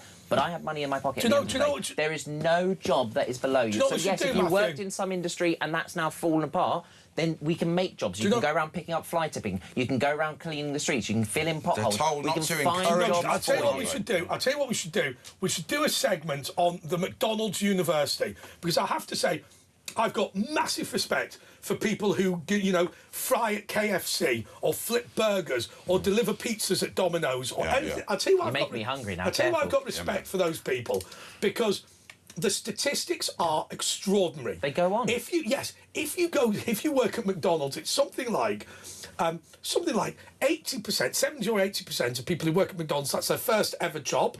Many of them have no qualifications, but they last, on average, for 18 months, and the vast majority of them go on to better jobs. So it is a fact that if you're sat now watching this programme and listening depressed, if you get a job at KFC on minimum wage, you are guaranteed to end up with a decent house. Yeah, but isn't that the other way around, doesn't it? It's because those kids have initiative, they're going to do well in life. They're always the sort of person that will But anyone can learn those skills. Anyone learn the Flipping skills burgers of determination. isn't as easy as it looks. No, it's not. It's not, absolutely. But the point is that anyone can learn those skills. Anyone can learn the skill of being tough, working your way through it, not giving up, digging deep. And I always give the example of my uncle Tony, who I've got an enormous amount of respect for. But look, he's not one of these people who's ever going to go to the top. He's not a highly intelligent man, but... I hope he doesn't hear when you talk about him. Well, I think he'll be perfectly happy, because I will tell you about him. What he does is, he started as a bricklayer's labourer. By the time he went every day, you know, by the end of the week, he'd only got an extra £1. He could have sat on benefits, but he said, no, if you should work, if you can work, you should work. Now, bricklayers make a fortune now, by the way. He loves, and has always had an interest in, I'm not making a joke here, in birds, right? Birds? Yeah, in birds. Are we talking about birds? Yeah, we are talking about birds. And so now what he's got, in his retirement, he has got a house in Aviemore. Not great at the moment because of the fires, but he's in the Cairngorms. His will be made of brick. He owns 3 or 4 birds of prey, which he goes out hunting with every day. And he spends his retirement. He spends his retirement in a house he owns, with money in the bank, doing what he loves to do. Exactly. Now, that has taken him years and years and years. But what people forget your Instagram. And doing this and doing that and going to Dubai with a Lamborghini. If you work your entire life, you will. Work. Absolutely. Yeah. Anyway, we're going to go to a break. Yeah, but before that, if you want to be a bricklayer, I was getting into this guy on TikTok or whatever it was. I don't do YouTube. And he was saying it works out about £8 a brick they lay now. And when they do a wall, it's a good few £100. A lot of these manual, being a plumber, you can make £100 grand. By the way, I met some of your constituents. Did you? Yeah, and they said you were very good when they complained about potholes and paving stones. You sorted it out. He's not just all mouth, he's action. Hang on. This tea is so lovely, I might say cheers then. Hang on. How about? Are you on that website, which is councillors looking sad?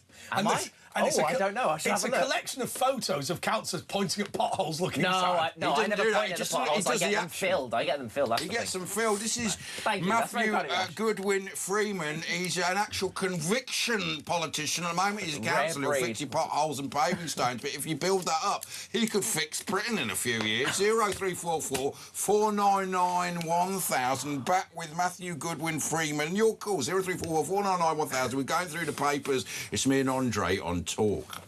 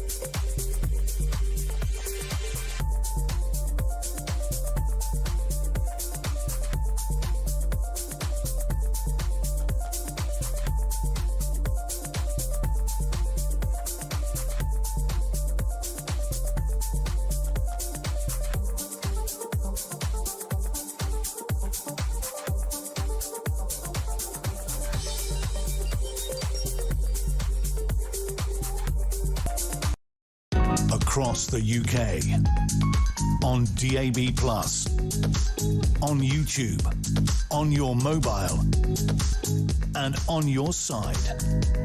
This is Talk. OK, this is the paper review with Andre Walker, Asher Gould, Matthew Goodwin Freeman. And I think what we should do, even though we've had some really big issues, like in Spain and indeed the Greater Manchester by-election, I think we ought to at least pretend to have done the paper review. Let's give it a try. Yeah, let's start with the Times, then the Soaraway Times. Healey, the Iron Chancellor, economic stability is the priority, insists ministers must find savings to fund new spending. John Healey has told ministers that they must make cuts in their budgets to pay for Burnham's spending pledges, saying that economic stability is his fundamental priority as Chancellor. Anyway, is he going to be able to do it? How is he going to placate the backbenchers? Because Starmer couldn't do it. Well, John Healey, the former Defence Secretary, who resigned because there was no money for the defence, is now the Chancellor, so going to have to find that money for defence, which will probably mean we're all getting more tax rises. Yeah. It's amazing what you say there, isn't it? Because... And if he can't, he'll have to fall on his own sword. Frankly, he'll have to. What they're not willing to say is... They're not willing to say we're wasting our money. Although Burnham came close when he said we need to start spending money on things that are useful. He nearly said the quiet bit out loud. That was the problem. Yeah. So yeah. But Healey, I mean, I think Healey does need to put his money where his mouth is. But it's time to start saying, as you know, the favoured phrase. And I was on the executive of the Young Conservatives when I was 19. So the national executive. Tory boy. Yeah, Tory party thinks, in case. And somebody said to me, the first thing you need to learn in politics is this. I know, but we can't afford it. Yeah. That's what you have to say. I know, but we can't afford it. My own local council, the Royal Borough of Windsor and Maidenhead, when the Liberal Democrats came in, they went, we're going to fix all the problems with the lack of money at the council. As you know, in a council, the more money you offer, the more you spend. You can build anything, right? You can just keep going. He does fix the potholes and paving stones. So it's on the record record testify. now. It's on the record at his garden party the other day. Just a matter of interest. How this is diverting off, but we've got a work experience person in, very lovely girl who popped in to say hello. How do you encourage more young people to get into politics? Leading by example. I was the youngest councillor elected in Harrow's history when I started 4 years ago. But everyone always says that, don't they? But I was. And it's by leading by example, by enjoying it, by getting out, by getting more young people involved. What's by your being trajectory proactive. then? Do you want to go right to the top because you have a lot about you? You've got every politician wants to get to the top. I just want to actually get stuff done. Like you want to be that's an what every MP. politician says. But I've actually done it. But you want to be an MP, MP, don't you? Year, I got re-elected with the largest increase of votes out of any councillor in Harrow. I mean, that's a great thing, actually. You know, it's if you actually get your head down and get stuff and done, meet the people. It's really funny. I had a friend of mine who won a seat on Southampton City Council years ago, and he said he won the safest Labour seat, and then he lost the safest Conservative seat. And he said basically the difference was he went round working it like hell when he ran first time. Second time he was on the cabinet and didn't go out. No, you've got to keep knocking on doors, you've got to keep speaking to voters, and you've got to listen. Right, we have two of these and one of these. You have to use them in that proportion. And then you've got to act as well. Yeah. Also, the reason you put on weight is because that hole's bigger than... Yeah, a lot of people, I mean, I remember people... And moving on. They do put on weight when they get into Parliament with all those... Oh, they pile on the pounds.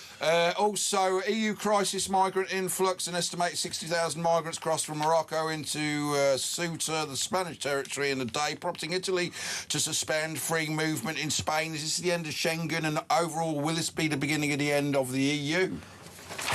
We need the EEC. That's what we wanted.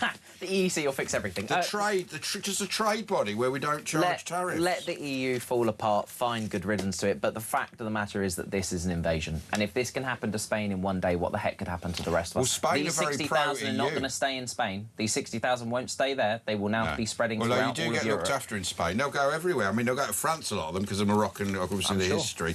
But the EU are against them now, and Spain love the EU. They're one of the most loyal EU people, aren't they? Well, we've seen, obviously, Spain has elections coming up. They're going to get an absolute battering, I think. But also Italy, as you said, suspended the border. That's the first country to do so. This absolutely never happened before. They all have to do it for national security reasons. I think this is what we could be looking at now. Isn't it interesting when you hear Bev Craig stand up and her solution to today's migrant crisis in Spain is to say we need to end divisive politics. So her view remains the problem we've got here is that we're admitting there's a problem. Sorry, me calling out the fact that 60,000 illegal migrants have crossed the border illegally is apparently the problem. Yeah, you mustn't do it. It's illegal. They're illegal migrants. By the way, 60,000. By the way, Sarah in Belfast has just got in touch to say, military aid. It's very, very easy for us to be critical of young people, but in the old days in Belfast, a young person would take a job at McDonald's or Supermax, I think it's called over there. But nowadays, it is the migrants taking them, and what we've got to do is stop the migrants first, and then very good point. And then young people can. Very good point. Give opportunity to young people here. They don't want it, though. They're programmed, with the PIP and everything. They can get on. Double the people out. We're taking less tax than we do pay out in benefits. For the first time in history, it's ridiculous. Well, it can't go on, and it will get more and more. So, obviously, the backbenchers, we can't be held like this. The independent Nick Rhodes, that's Duran Duran, Nick Rhodes. Mick Jagger kept Duran Duran together. We're still touring 50 years on, so, yeah. But the problem is nobody knows you're still touring. Well, no, they do. I mean, Duran Duran are all right, but when you see the Rolling Stones now, it's a bit like zombies on stage, isn't it? It's a bit like the Monster Mash. I mean, How are they still alive? For all the stuff that they've done in their life, it's a good advert for living the rock and roll lifestyle. You know what I mean? Everyone's saying it will knock a few years off. Do you know they're very good friends with Jimmy White? And he came in once when I was working at Talk Sports, and he said he's very good mates with Ronnie Wood. He said that always at their concerts they have a full-size snooker table set up in the back room, and he used to go around when he was there taking the drinks off the side. He said that was very disrespectful, to the snooker table. And again, the migrant crisis in the Independent. Frank Skinner says, I can't call myself a true football fan anymore. Well, he was a West Brom Baggies fan, so... We've got to take a little breaky. Little breaky. We're going to getting we'll cut. all meet back in a couple of minutes. It's talk. I'll have another with tea. Andre and Ash. Another bit of Alan Brazil's special coffee for you. Matthew Goodwin Freeman, Conservative councillor, is with us. It's Andre and Ash on Talk.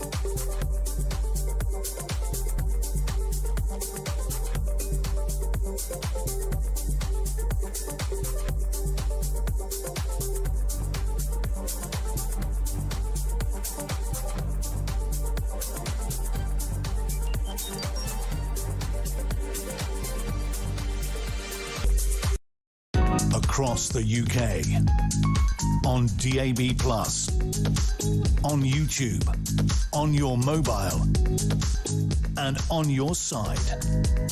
This is Talk. Yes, this is Talk, and this is the press preview with Andre Walker, Asher Gould, and Matt Goodwin Freeman, or Freeman Goodwin. Well done. You're getting there. Care. We don't By care. the end of the hour, you'll get we there, don't care. OK, so what if... I want to ask you a question, because you are a political advisor by trade and a councillor as your sort of public service. If you were advising Andy Burnham now, when it comes to the matter of immigration and perhaps relations with the EU, what would you be telling him to do? Actually show some delivery and show some chutzpah and do something. Stop talking as if everything's hunky-dory and everything's perfect. It's not. We have young men reaching this channel on the boats every single day. We had the largest number, I think, yesterday, 749 people. But given that... What he's got to do is use that TikTok following that he's got, get those people arrested as soon as their boot hits the sand, put them in the back of a police bus, off to a hangar at an airport, detain them, process them, and then deport them. Stick that on your TikTok, Andy Burnham, and then people will stop coming. Bring that it's law a deterrent. in. If you break in illegally, you automatically can't It's apply already for there. asylum. It's already there. They got under rid the of that law. No, it's already up there under the Nationalities and Borders Act, that if you enter this country via irregular means, such as crossing the channel in a small boat or in the back of a lorry, you are breaking the law. Isn't part of the problem, and I don't want to be one of those people who just criticise the judiciary for the hell of it, but when we saw the situation with the chicken nuggets, the Albanian guy, what has become very clear to me is that the benchmark that a judge in the immigration service will come up with, the benchmark is if you have any excuse at all, no matter how ridiculous, they will accept it. Yeah. So fundamentally, it's not like the law says if you don't like the quality of Albanian chicken nuggets, you can stay in the UK. What's happening is a judge is saying, you know, not as good as a wink.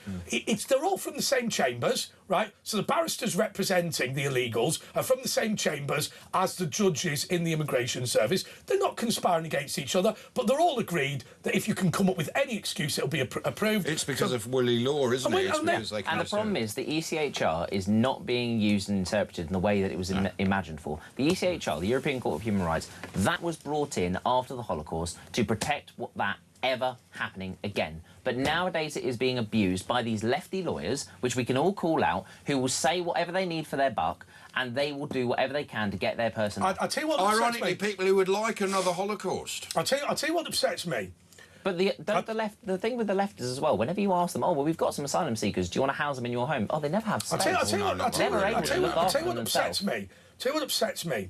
The right to family life, i.e. the right to have families not broken up. They're talking about Mengele on the ramp at Auschwitz, going men to the left and women to the right. That's what they're talking about.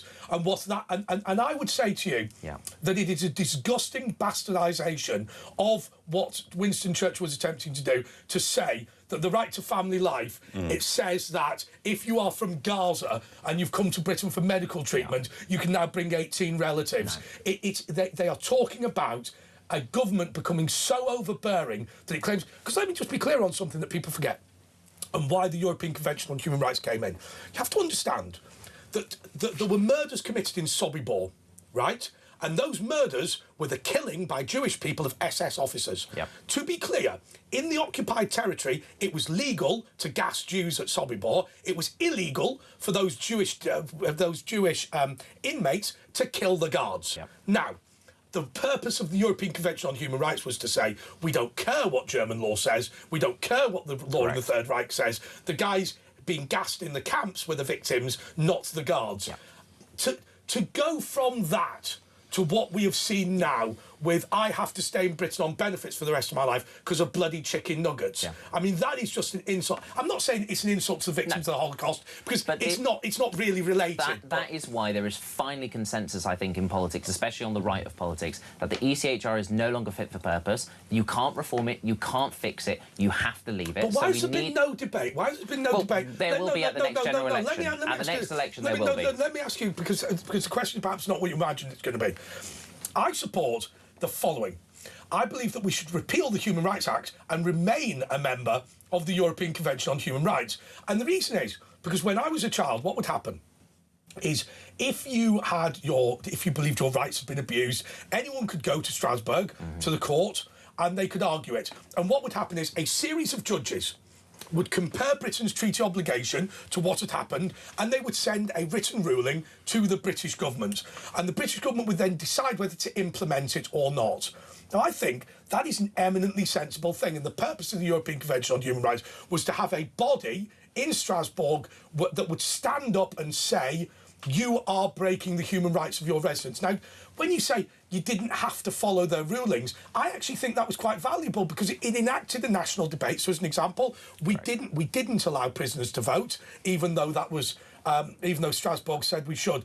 I believe we should repeal the Human Rights Act, but stay as a member of the European Convention on Human Rights because it's non-binding. And what we need to do is we need to bring in, I would want, a British Bill of Rights that explains the application of the ECHR in 2026. Well, no, you're wrong. You're an idiot. Okay. Can I tell you why? Oh, no, it's all going so well. Can I tell you why? Because the problem that we've discovered with the European Convention on Human Rights is the minute you codify your rights, you effectively, the government claims the power to enact them.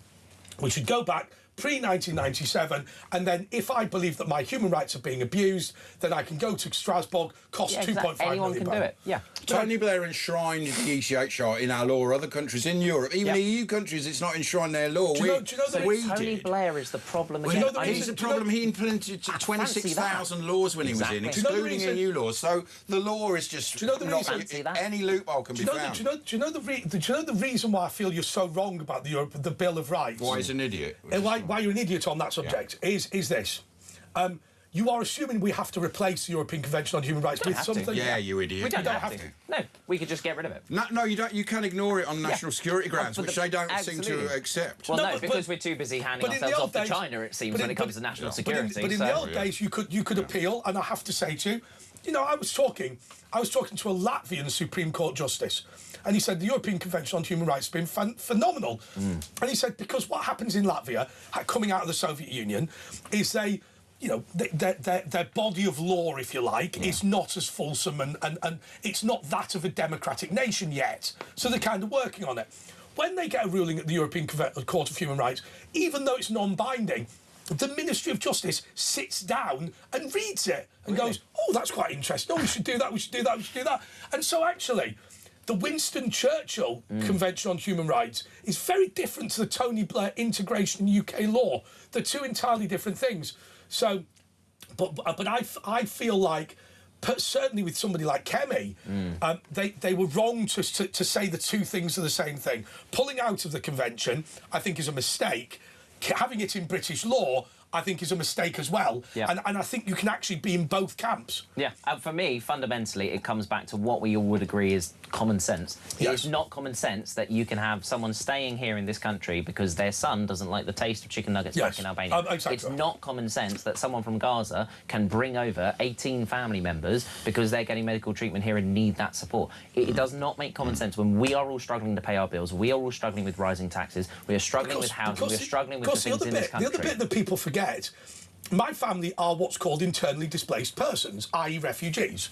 It's only a refugee if you leave the country. So my family left Northern Ireland as a result of the Troubles and moved to England. I support the right of somebody to move to the country next door. Yeah. Now, in our case, but not to move through 15 countries and pick and choose where they end up. Correct. Now, we're in a slightly odd situation because the United Kingdom is 4 countries together, even though it's one state, so they're not refugees in that sense. But look, if there was a war in the United Kingdom tomorrow, I would go to France or Ireland. Neighbouring countries, exactly, nearby. Exactly. Yeah, and that's where we are being taken for fools. It is a mockery of our system. We need to have rules and actually enforce them. And we need to stop being... They're not even proper asylums. I mean, look at these are just young men on an adventure. Where we, in 1912, we said on the Titanic, women and girls first. Where are Women and children they? first. Women and children first. Let me just put up a big sign. Sorry, let me put up the Daily Star about this FIFA situation. I have to say to you, go Johnny, go. We've had.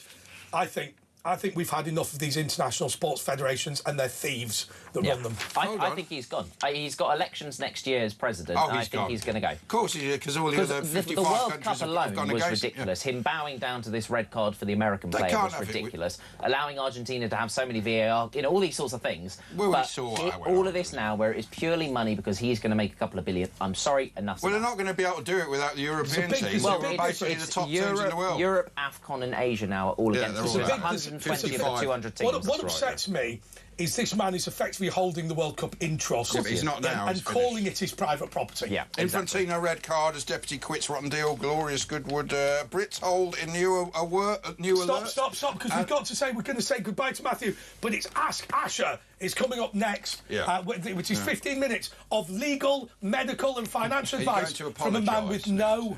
We'll have a good cup of tea. Well, I'm off for 15 minutes now, so we'll have a... Should we have another cup of tea? You go. Cheers. Ask Ash any of your advice, 0344 499 1000. It's all about my unqualified advice and you on the phone. Dangerous segment, this. Dangerous.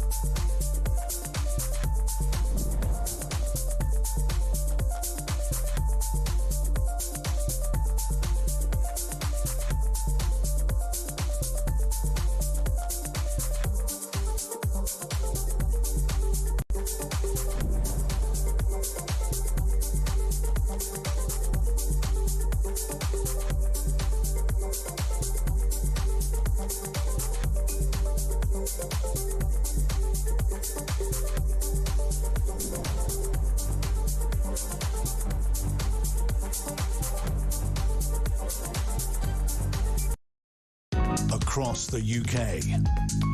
On DAB+, on YouTube, on your mobile, and on your side. This is Talk.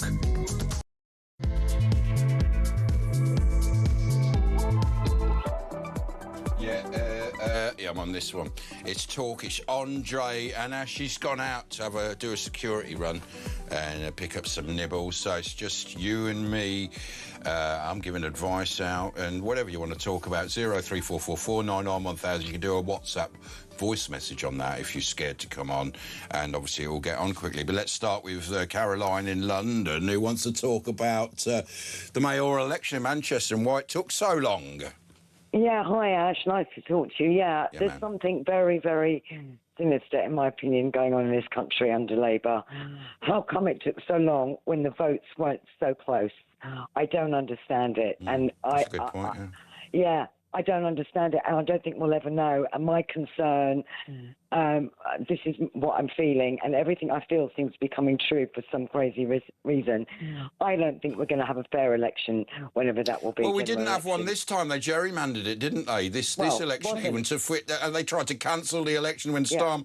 You know, this is right in front of our eyes. What's going here? They're lying to us, and they know they're lying to us. They know we know, and they don't care because, well, in Sama's case, he ruled over us in a sort of terrorist. Everyone was terrorised. You know, they're going to go to prison. When this guy does it with a smile on his face, we're yet to see what happens with his reaction to certain events that will undoubtedly happen in the future. But did you know, I didn't know this, my friend told me this tonight, in 2012, there was a vote in Manchester whether they wanted to have a mayor or not, and the vote categorically said no. Yeah, it happened all over the place. They all said no, and it was foisted upon us. It was Prescott, wasn't it, years ago that started it all, and then they foisted it all. Again, it's this, we don't care what you think. We asked for less immigration in all the governments that got in. They said, yeah, don't worry, we will do that, and then they didn't do that.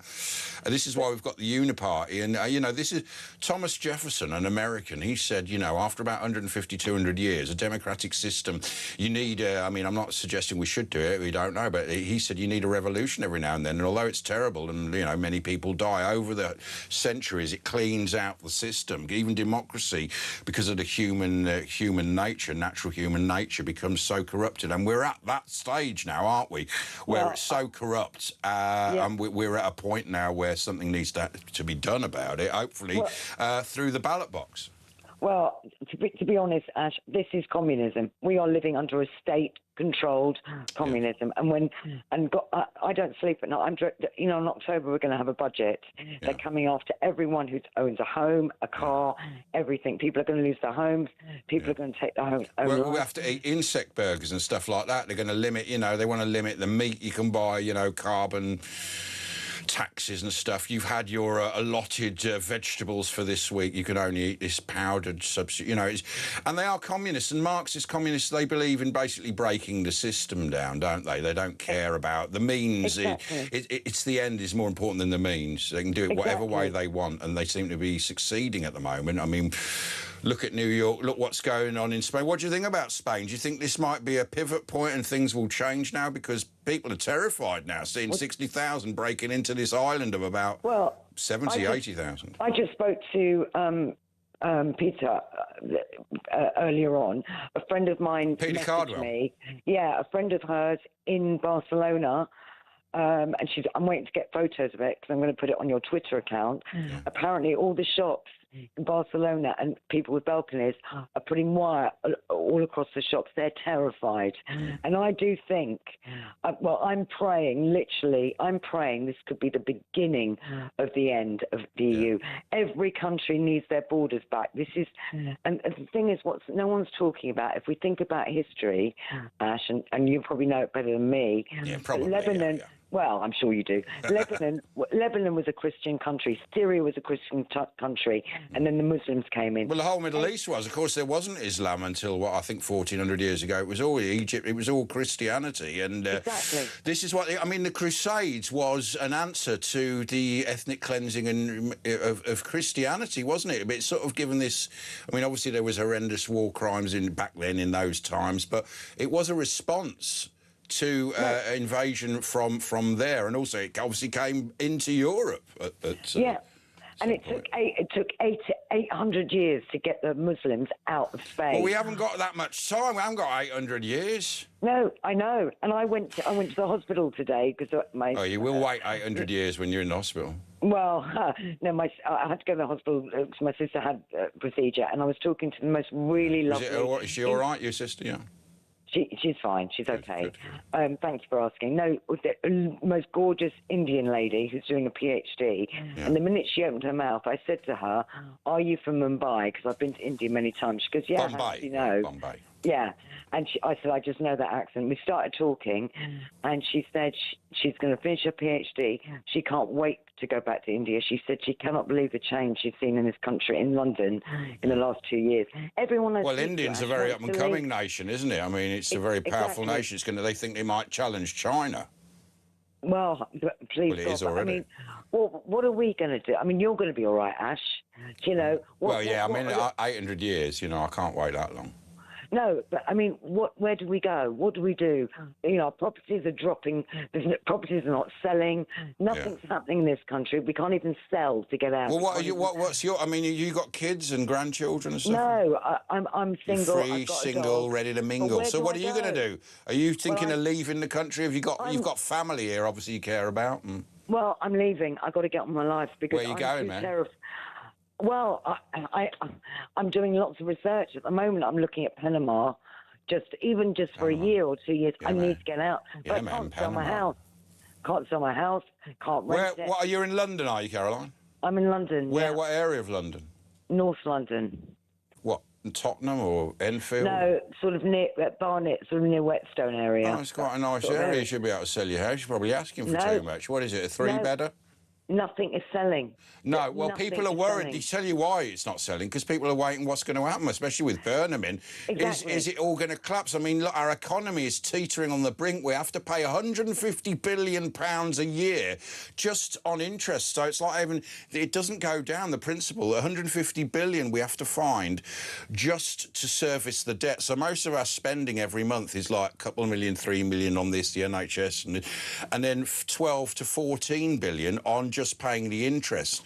Now, we're borrowing more and more, and eventually, like this thing, what's happened in Spain at Ceuta, that's going to sort of spur people into action. When the economy collapses, that will obviously spur people into doing, but how bad will it get? But they're not going to back down before that happens, are they? That's the thing. No, they're not. And I also read today, I don't know how true it is, but if they bring this land tax in, where millions aren't going to be able to pay it, they're going to put charges on people's properties.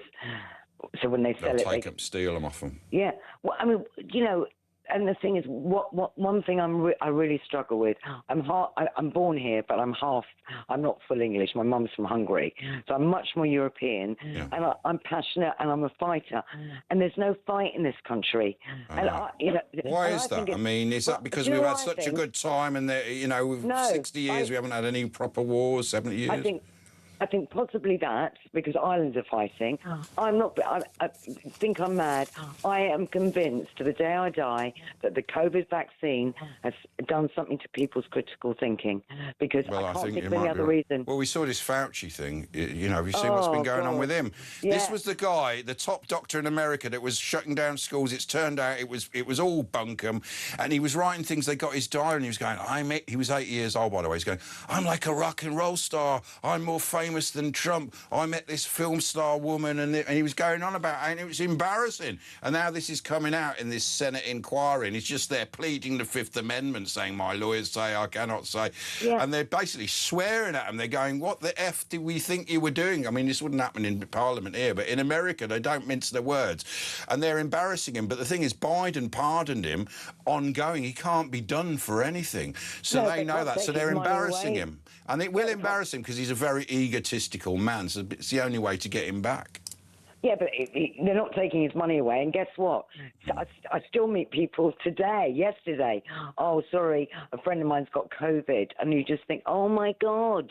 They're still doing the vaccines. I mean, 1 million people in America died and 15 million people around the world, and this guy's just vainly just doing it for his own self while millions of people are dying. He's shutting down schools. We knew children didn't need it, and it's disgraceful. I've spoken to doctors about what this vaccine has done and future possibilities. When I asked about, I put a call out, are there any undertakers? We're hearing there's lots of blood clots in bodies. They all called in going, yeah, you're right, there is. I mean, this thing was not good. I know someone who, as soon as he had the vaccine, he's a musician, he got tinnitus, he's got this constant noise, lots of injuries, lots of people died. There was that BBC DJ woman, she was in her 40s with young children, just died. I mean, it's horrendous, and no one's going to pay the penalty. And they also tried to deny the Wuhan lab leak because the gain of function thing that was being pioneered with Fauci and the Chinese, they were trying to cover that up. So it's horrendous. Oh, there's a message for you. Caroline is getting out of the country because of all the immigrants. She will be an immigrant herself if she leaves. Hypocrite.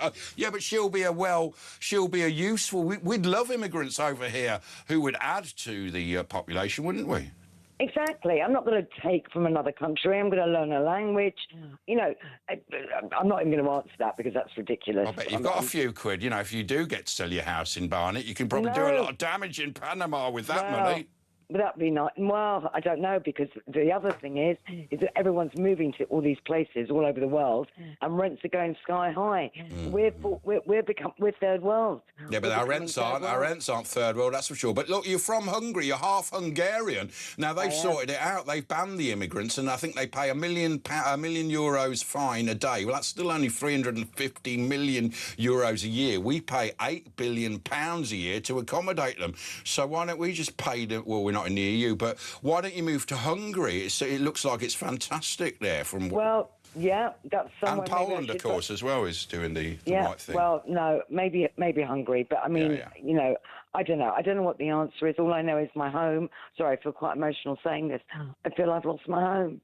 This is not my country anymore. We all feel like that. And are you pessimistic, or are you... I'm very pessimistic. I really am. I cannot see, because after this election tonight, I can see all the votes being rigged.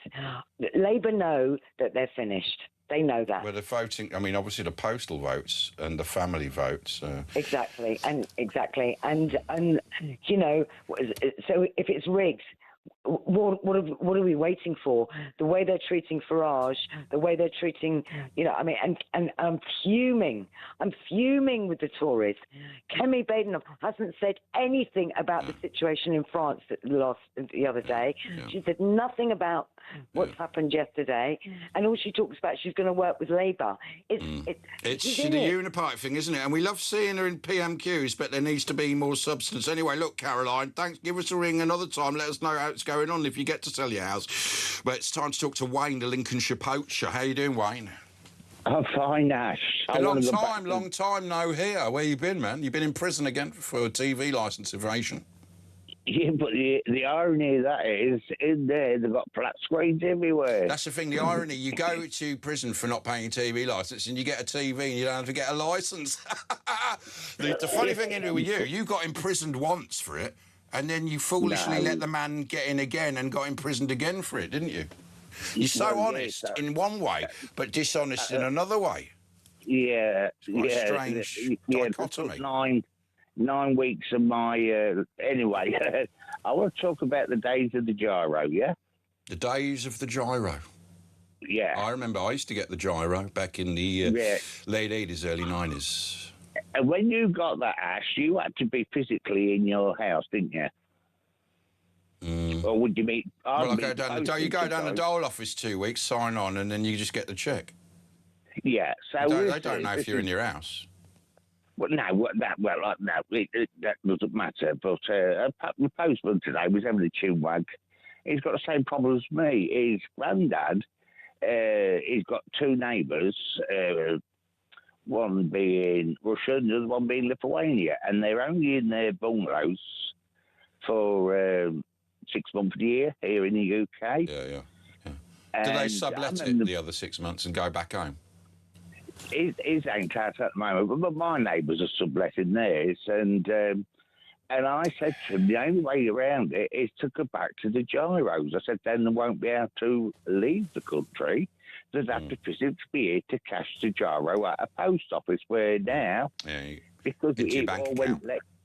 Yeah, and this is it. But this has been going on for donkey's years. I remember it was awful, but it seemed to quiet down a bit now. But if the government want to go for people who's on pith road like that, I think, he did say, this guy did say he took it to his housing officer, chief and said, we haven't got the resources to do a stakeout, which is, of course not, they haven't. But they'll stake out. The council will use terrorism legislation to stake out to see if you're putting the right bins out or if you're in the right catchment area for your kids. Don't worry about that. They'll find the money if it's something for them. And by the way, the gyro, they can still get a mate to pay it into the account. I remember in Moseley in Birmingham, there were so many people on the dole, you only had to sign on once every 8 weeks. So people used to sign on and then go to Goa in India for 8 weeks and just come back to sign on. Yeah. Terrible situation. Well, yeah, I mean, that's going back way back then, and it's still happening, but that's brushed under the carpet now. But now what you can make in dole money is unbelievable. You know, in our day, you could get your housing benefit paid and, 60-odd quid or 70 quid a fortnight. Now you get people who get a 5-bedroom house who've just come in here with their family. They'll get universal credit and they can be on the equivalent of about 80, 90,000, on which you'd have to earn about 120,000, which puts them in the top 5% of the rich in this country. So a lot of the rich top 5% earners in this country are sitting on their bums, raking it in, filling in, going on TikTok, finding out how to do all this, get your disability benefit. I mean, it's doubled in the disability in like 10 years or something ridiculous. Obviously, that's not really happened. They've just widened the goalposts. Anyway, Wayne, look, we've got to take a little breaky, and we've got a few calls, but you too give us a ring, 0344 499 1000. We've got Eddie in Cornwall, Billy in the Wirral, Salah in Shepherd's Bush, London, Cindy, Michigan, Doreen in Worcestershire, Ken in London, of course, and next we'll be talking to the British Bob Dylan, the talk show troubadour Graham in Northolt. Back after this.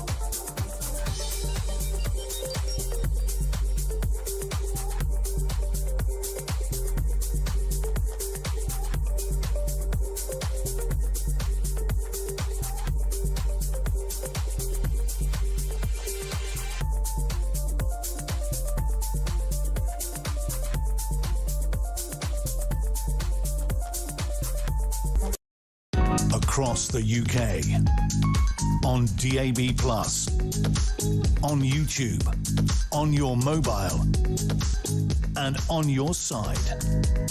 This is Talk.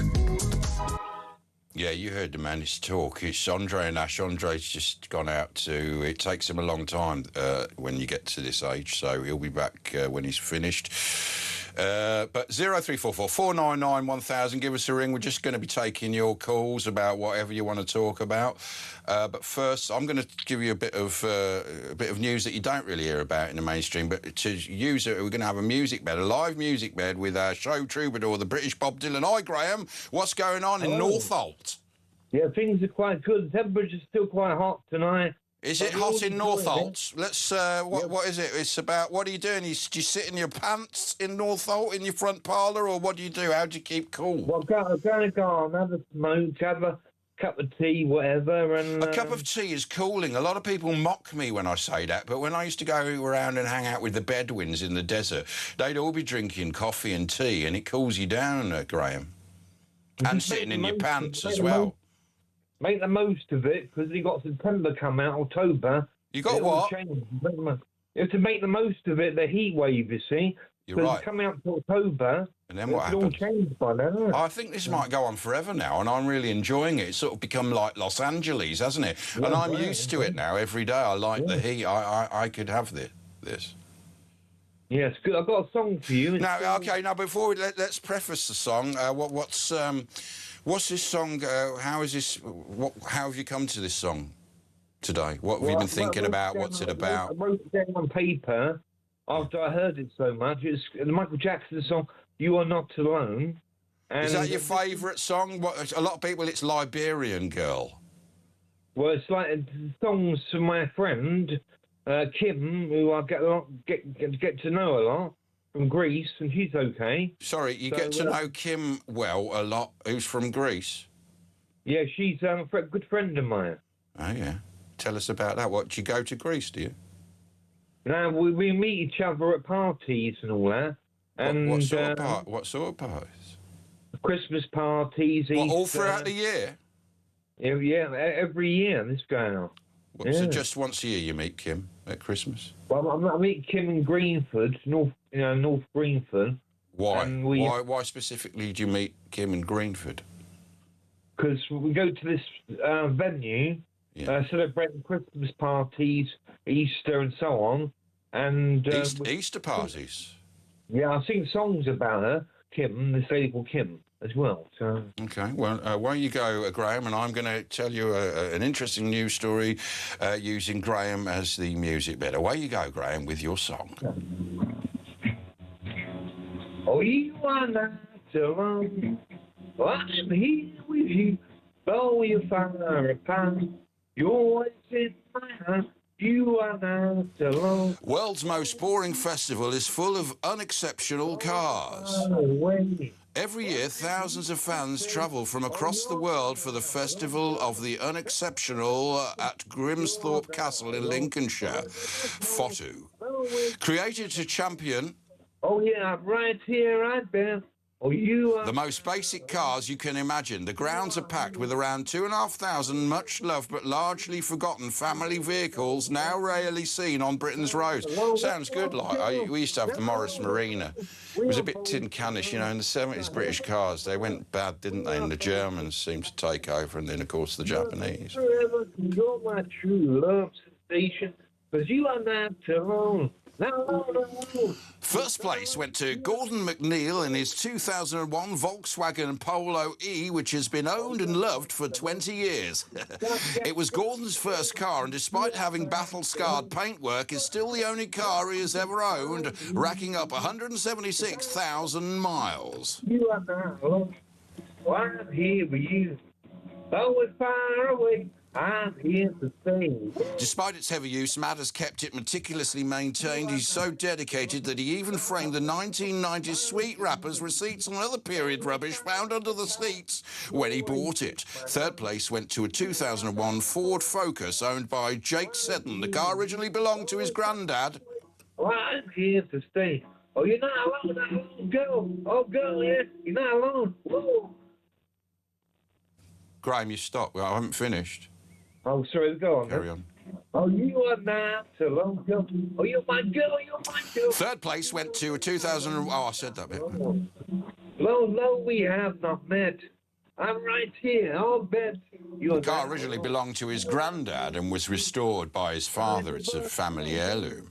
You're never told. It was displayed alongside many family photos, and the judges commended the condition of the car and its family connection. So this sounds great. So this is sort of a festival of crap cars. So this sounds a great thing. But anyway, let's listen to what to Graham's important message. You and me, not alone. Go. Woo. Graham. Yeah. Carry on a bit, because I'm going to sort of segue into the next caller while you're singing, right? So don't keep going. You are now. You're ruining the moment, yeah. Boy, I am here with you. Don't we power. Hi, Eddie in Cornwall. You are Eddie. now. Graham. Carry on. Eddie. Yes, hello. All right, sorry, Graham's here. Don't worry about it. What do you want to talk about? Yeah, I've heard the new mayor election in Manchester. Yeah, what do you think about it, man? They all have that haircut, don't they? Like that Mandy Burnham. She said, I'm the man to do the job. Is that what she said? That's what she said. I didn't notice that bit, but I believe On her. your channel. I do believe her. And I'm laughing. I'm looking at her. I thought, you got the Muslim vote in Manchester. All the kids are getting raped. And now... Well, I mean, not just... a lot. You know, it's... yeah, we not know all it's the all kids, and over. it's not all, you know... Oh, yeah. But anyway, go I'm on. down in Cornwall. You're down Cornwall, I yeah? left London because I advised to do so by two decent coppers because of my action to the immigrants in London, which is gone. You're what? It really annoys me. Yeah.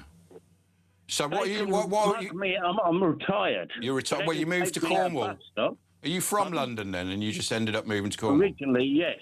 Yeah. And when did you leave? When did you leave? Get out of London. When did you leave London? 2 years ago. And isn't Cornwall now? Because I remember Cornwall is now starting to get affected, isn't it? Yeah, but we get them out. What do you mean? You know, what, you go around and go, you're not from around here? Yeah, we're not from around here. That's Neither what am you I. do. Maybe that's what we should be doing.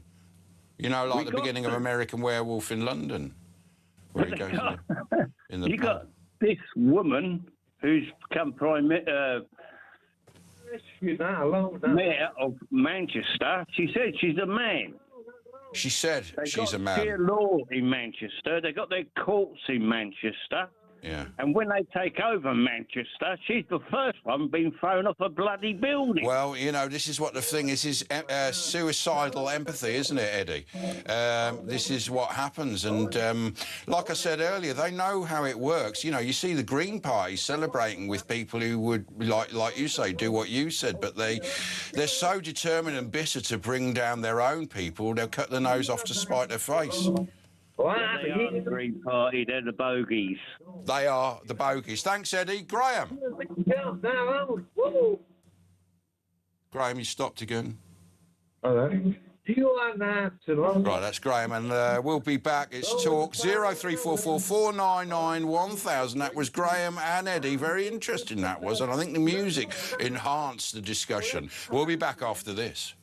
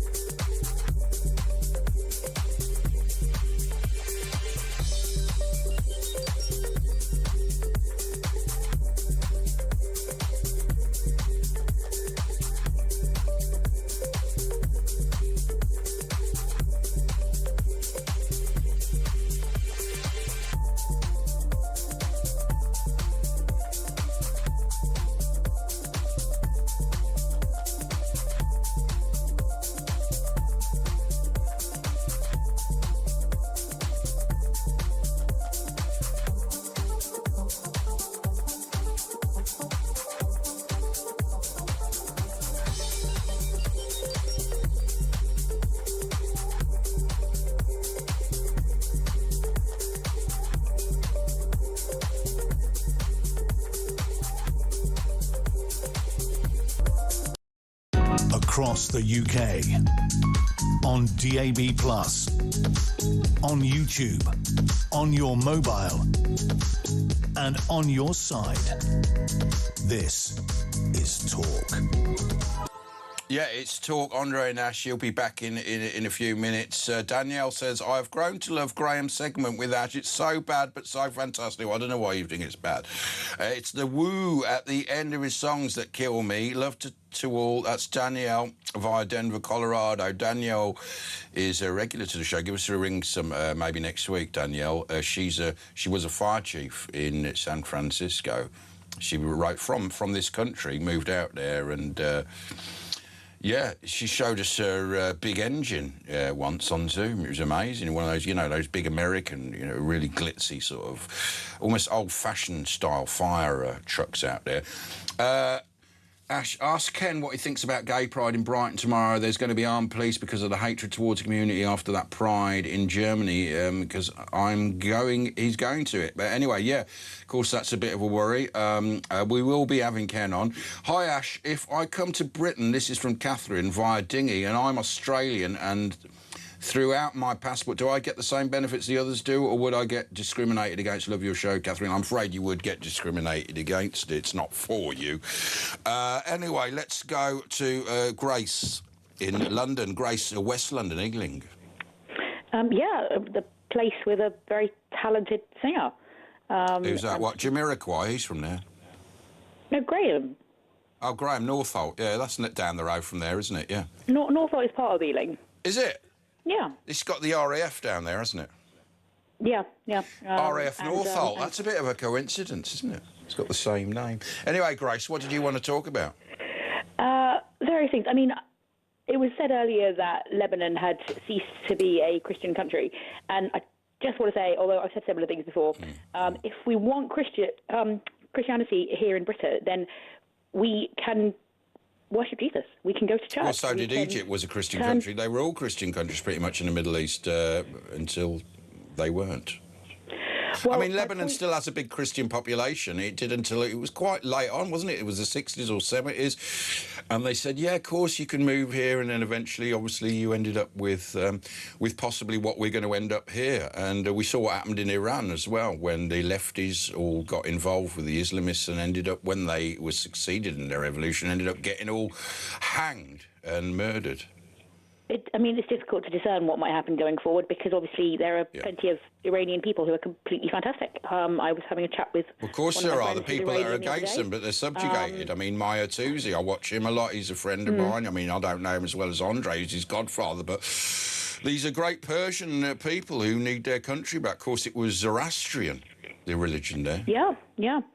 Like Freddie Mercury and that comedian. What's his name? Ahmad Jalili. Ahmad Jalili, yeah. Ahmad Jalili.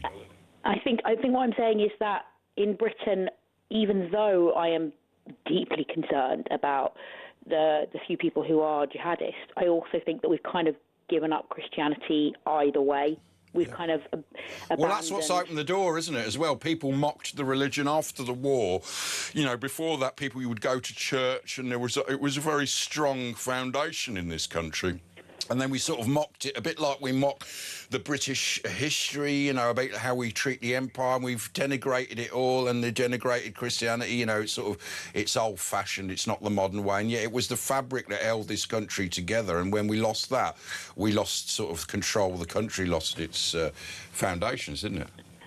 Yeah, I mean, it's a variety of things. I think a lot of people mistakenly think that the whole idea of God has somehow been disproven and they don't understand the science that actually shows that that's not the case at all, but they just think that that's the case, that science has somehow countered God, when that's completely untrue. And people also don't really want to believe in God sometimes because they don't like the idea that there could be a powerful entity who sees what we do when we do things that we shouldn't do. People don't like that idea. And actually, we don't need to be afraid because we're offered... God's seen it all before. Well, he has, yes. He does hate when we do things that we shouldn't do, but he also offers us forgiveness if we're repentant. But we're kind of so stubborn that we'd rather just imagine he's not there. And I think that quite a lot of the things in our society that are becoming more problematic are related to how we've moved towards greed and pride rather than things we held previously to be aspirational. Well, talking about pride, let's get Ken on to talk with us, because someone asked Ken, are you going to Pride in Brighton and Hove tomorrow? Accidentally going to be there. Well, actually, that's an important question, actually. That's why I asked it. In my opinion... Grace is still here, by the way. Hi, Grace. Morning. Good evening, Grace. Morning. Good evening, Ken. Go on, Ken. God bless you, Grace. God bless your life. God bless us all. God bless you. And you, Ash. Thank you. God bless you as well, Ash. But listen, this is important. In my opinion, gay pride marches bring the judgment of God upon all nations who mock Jesus Christ and who glorify LGBT, queer, immoral ideology. This brings the judgment of God on any nation who does this. That's my answer. Serious matter. But I would like to talk about two other serious problems. First is the king. We have a king today in this country who is sold out to Islam, the demonic religion of Islam. Now, the king is the defender of the faith. That means the Christian faith. He is called to be the defender of the teachings of Christ. And he changed it. He's not in his gift to change its defender of the faith. He is the defender of the Church of England, obviously the Church of Scotland as well, and he should stick with that. He's not to change it, and that's what keeps... changed it, Ash. I know. From Buckingham Palace. It's not in his gift to do that. He's now the defender of the faiths, plural, instead of the faith. That doesn't work. That's not constitutionally correct. Ash, this is a big problem for our country. This is one of the reasons the country's going down the tubes. Yeah. The second problem, in my opinion, in the religious realm here, we have now got a female Archbishop of Canterbury, the head bishop of the Church of England, who is a devout feminist and she propagates militantly... Grace, what do you think about a female Archbishop of Canterbury? Let's get a woman's point of view, a religious Christian woman's point of view on that, Grace. Oh dear, I don't want to get into an argument about this. I think... Hello? Put another £10 in the meter. It's a much debated topic because... what debated? There's a letter or two in which Paul suggests that women shouldn't speak in churches. However, sensible. As far as I've heard from a variety of scholars, it seems that he's probably referring to specific churches because of particular pagan practices that happened in the surrounding areas at the time. And other letters by Paul suggest that he does endorse women having some kind of teaching role. So I can see both sides of the debate, but I would tend to think, on balance, that it's probably not a problem for women to have roles within churches. But I definitely don't want to argue that's fighting talk, isn't it, Ken? well, I understand Grace's position here. However, Paul teaches in the Bible that a bishop must be married to one wife. A bishop is only for a man's leadership. Women can teach in the church, but there's nowhere in the Bible that supports a woman to be the bishop. But I'd like to just also mention here, she is a very strong feminist, and when she was installed as the Archbishop of Canterbury, the Dean of Canterbury, David Monteith, was the man who installed her. Now, David Monteith, and I'm not judging the man, I'm just telling you the truth here, is an openly homosexual man who's married, supposedly, to another man.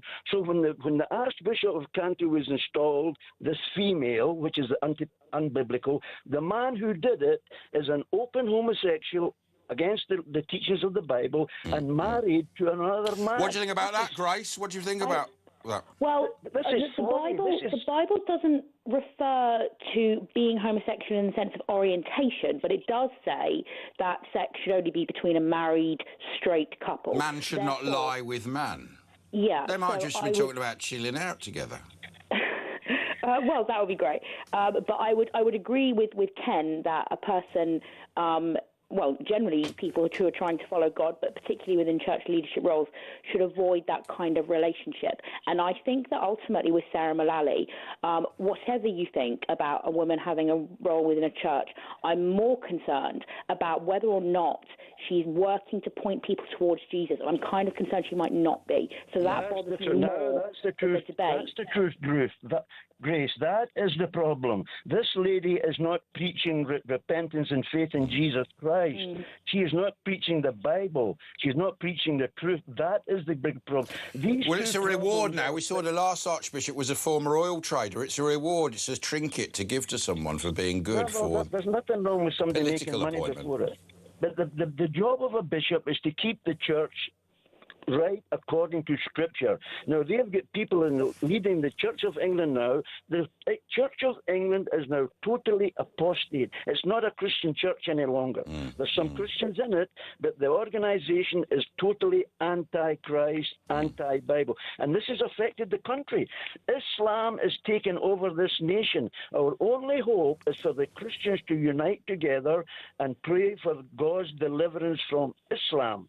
Islam wants to destroy us, to kill Christians and to kill Jews. That is their agenda, to take over our land. We need to waken up now. It's going to be too late in 5 years' time. We need to start praying to seek the Lord to get deliverance. That's Ken in London and Grace in Ealing, and the debate goes on. Anyway, we're going to look for Andre. That was very interesting, that was, wasn't it? The two coming together at the end. And don't forget, Talk and Talk Sport come together at the end, and they unify, become as one at 1 a.m, when Benedict Fletcher will be on. I think it's going to be Benedict tonight, so he might come in and even have a chat. But Andre should be back in a minute if we find him. So 0344 499 1000. We'll go through some calls. We might be able to get you on. It's Talk. You can leave us a voice message on that. We haven't had them tonight. Leave us a voice message if you can the last few minutes. 0344 499 1000. It's Talk with Ash. And in a minute, Andre.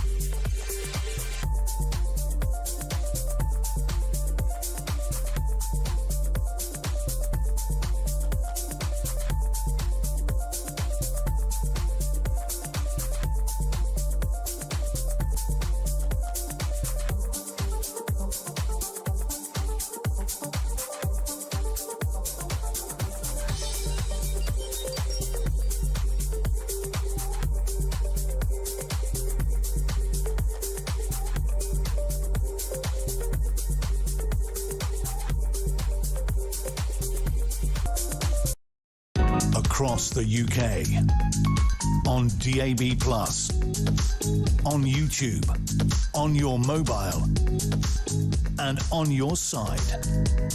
This is Talk.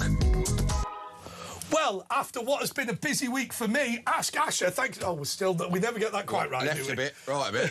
We get that quite right. OK, after what's been a busy week for me, thank you, Asher, for doing an extended Ask Asher. Interesting. I actually think, as an agony uncle, you are getting better. Good, I mean, it was admittedly like new Anna Raben. Also, unsolicited advice. Yeah, What is exactly. unsolicited? Unsolicited.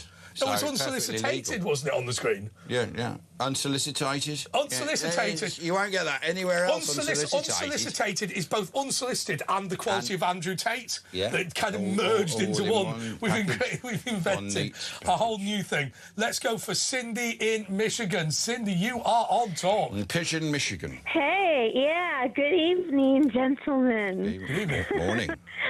Good evening. I wanted to tell you, you both are heroes. Thanks. And do you know why? Well, you many both are reasons. Heroes. Many reasons. You give it your all on Thursdays and Fridays, and you cheer people up. You lift people up. You inspire people. You make people laugh. And it's not an easy thing to do. No. So, and you both do it, and you give it your all, and it shows. So I just wanted to say, hey, thanks. And can I thank you, and obviously thank the entire audience, but I want to thank you in particular, Cindy, and it's this. Right, you have to remember something, that James Whale invented the phone-in show. Asher worked with him for all these years, and obviously I've ended up coming in as the poor replacement. But for us, for all the guests we get on, the thing we enjoy most is actually talking to members of the public. And the thing is, the reason for that's very simple. Because there are people driving round now, there are people working in warehouses and factories and whatever, late at night, who would like to ask all the questions that the members of the public that do have the time to phone in actually ask. And that's the importance of it. Well, I mean, a lot of presenters here, TalkSport and Talk will say, we couldn't do it without you out there, you listener. I take the opposite view. I think we'd actually do a much better show if you just left us alone and stopped pestering us and ringing in and listening to what we're saying. You know what I mean? If it was just me and him just talking, it'd be much better. We'd get more done, Cindy. I'll tell you what. And you need your Saturday show back. Why did they take it away? Saturday nights for fighting. They only took it away because they needed to cover the Premier League football properly. But I'm sure I remember the sports. Yeah. I think it's all coming back in the fullness of time. I don't speak for the company, but can I tell you the best thing about callers, viewers, and listeners?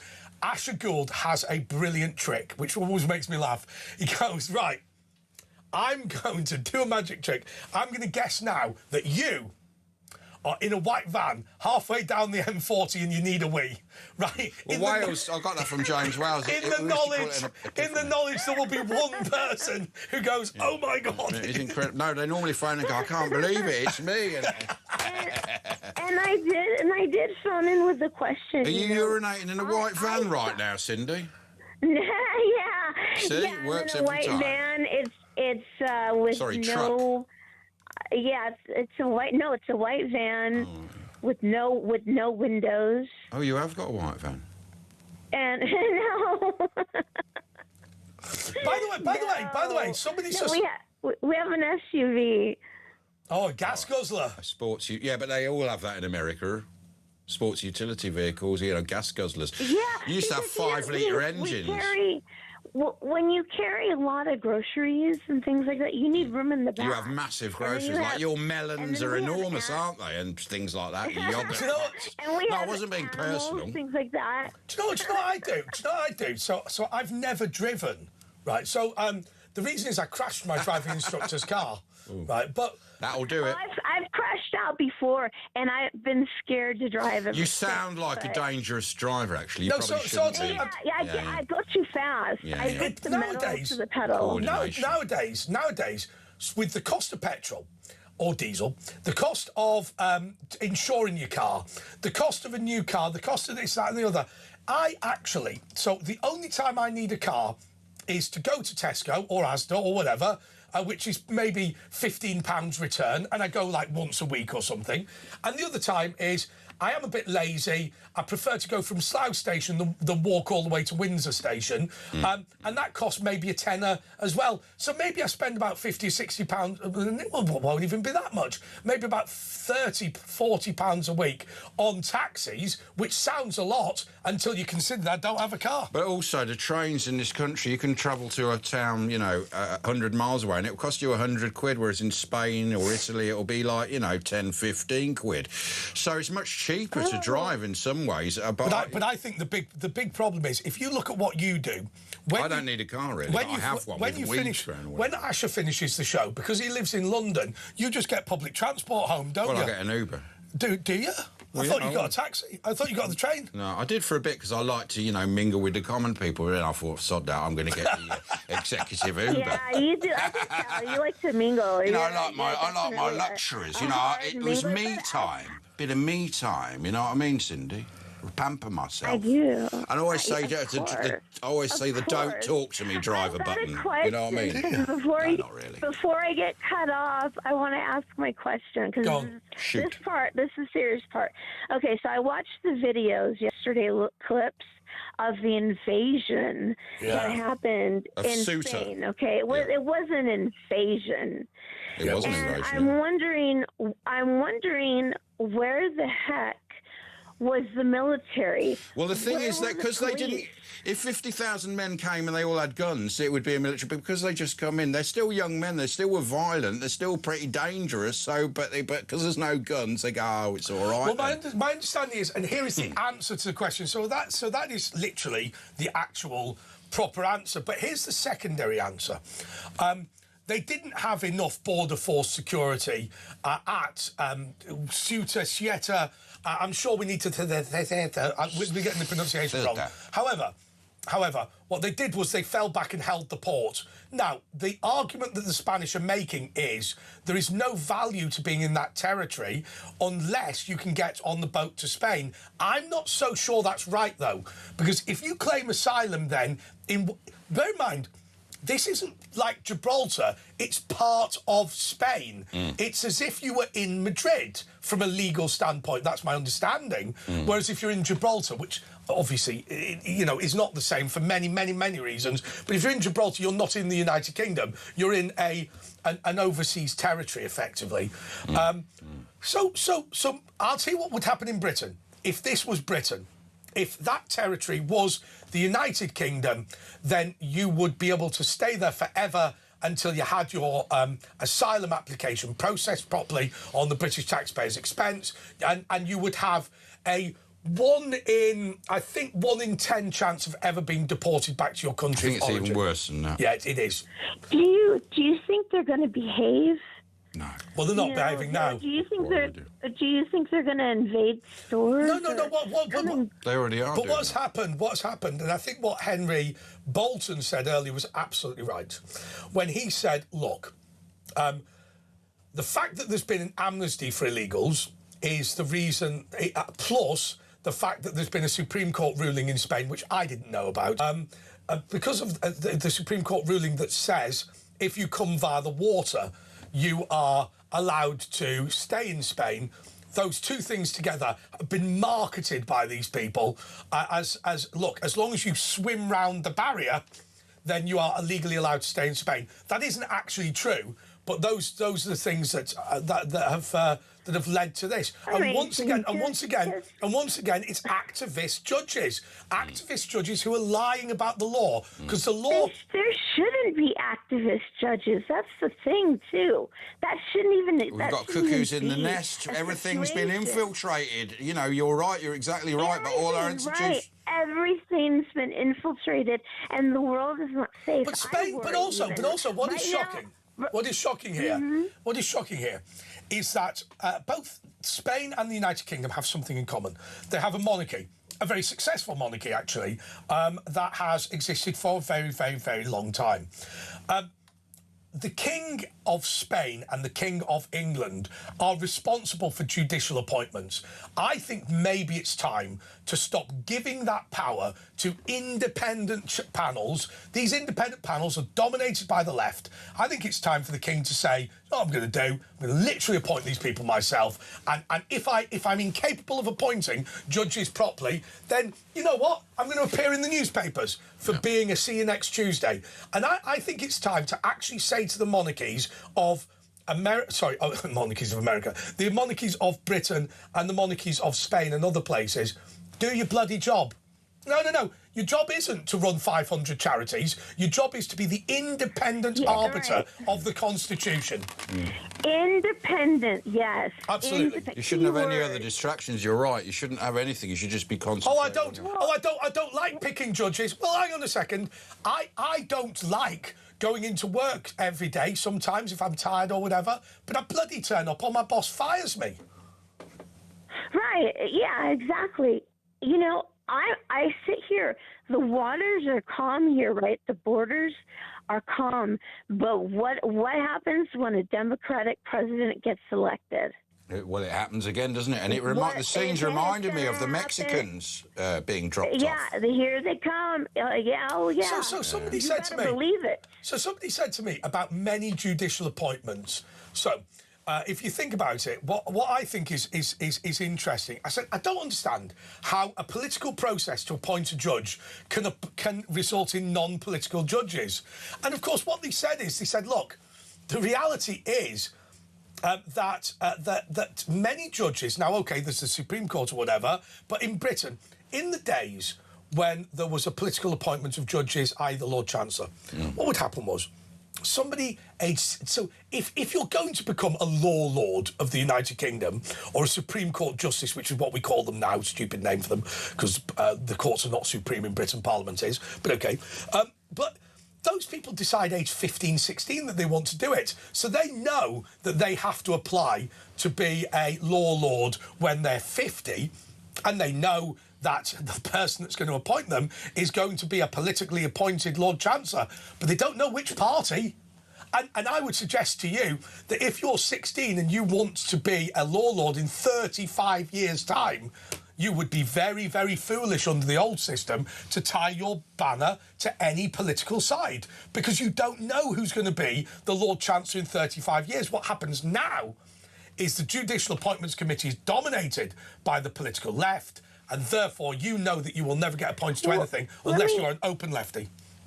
Let me ask you, are you allowed to, like, let's say there's an activist judge that has handled cases and the case is done, it's already been sorted, whatever. Okay, so let's take one judge, for example.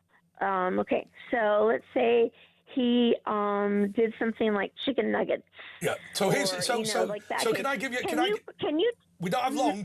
We don't have long. Let me answer the question. I know what the question is. I'll tell you what the question is. Can you take their picture and show it on TV? Can you do that? Well, we wouldn't. There'd be no point. Here's what you do. Here's what I would do if I was a member of Parliament or a member of the House of Lords. First of all, I would write a one-line bill, which would be the Cindy from Michigan brackets overturning of guilty verdict brackets act, and it would say Cindy from Michigan is hereby exonerated of all of her crimes. I would put that to the Speaker or Lord Speaker. They would go wild, and I would submit it anyway. And then what I would do, I would put down the motion to impeach Judge Bob Jones for the offence of a false, a poor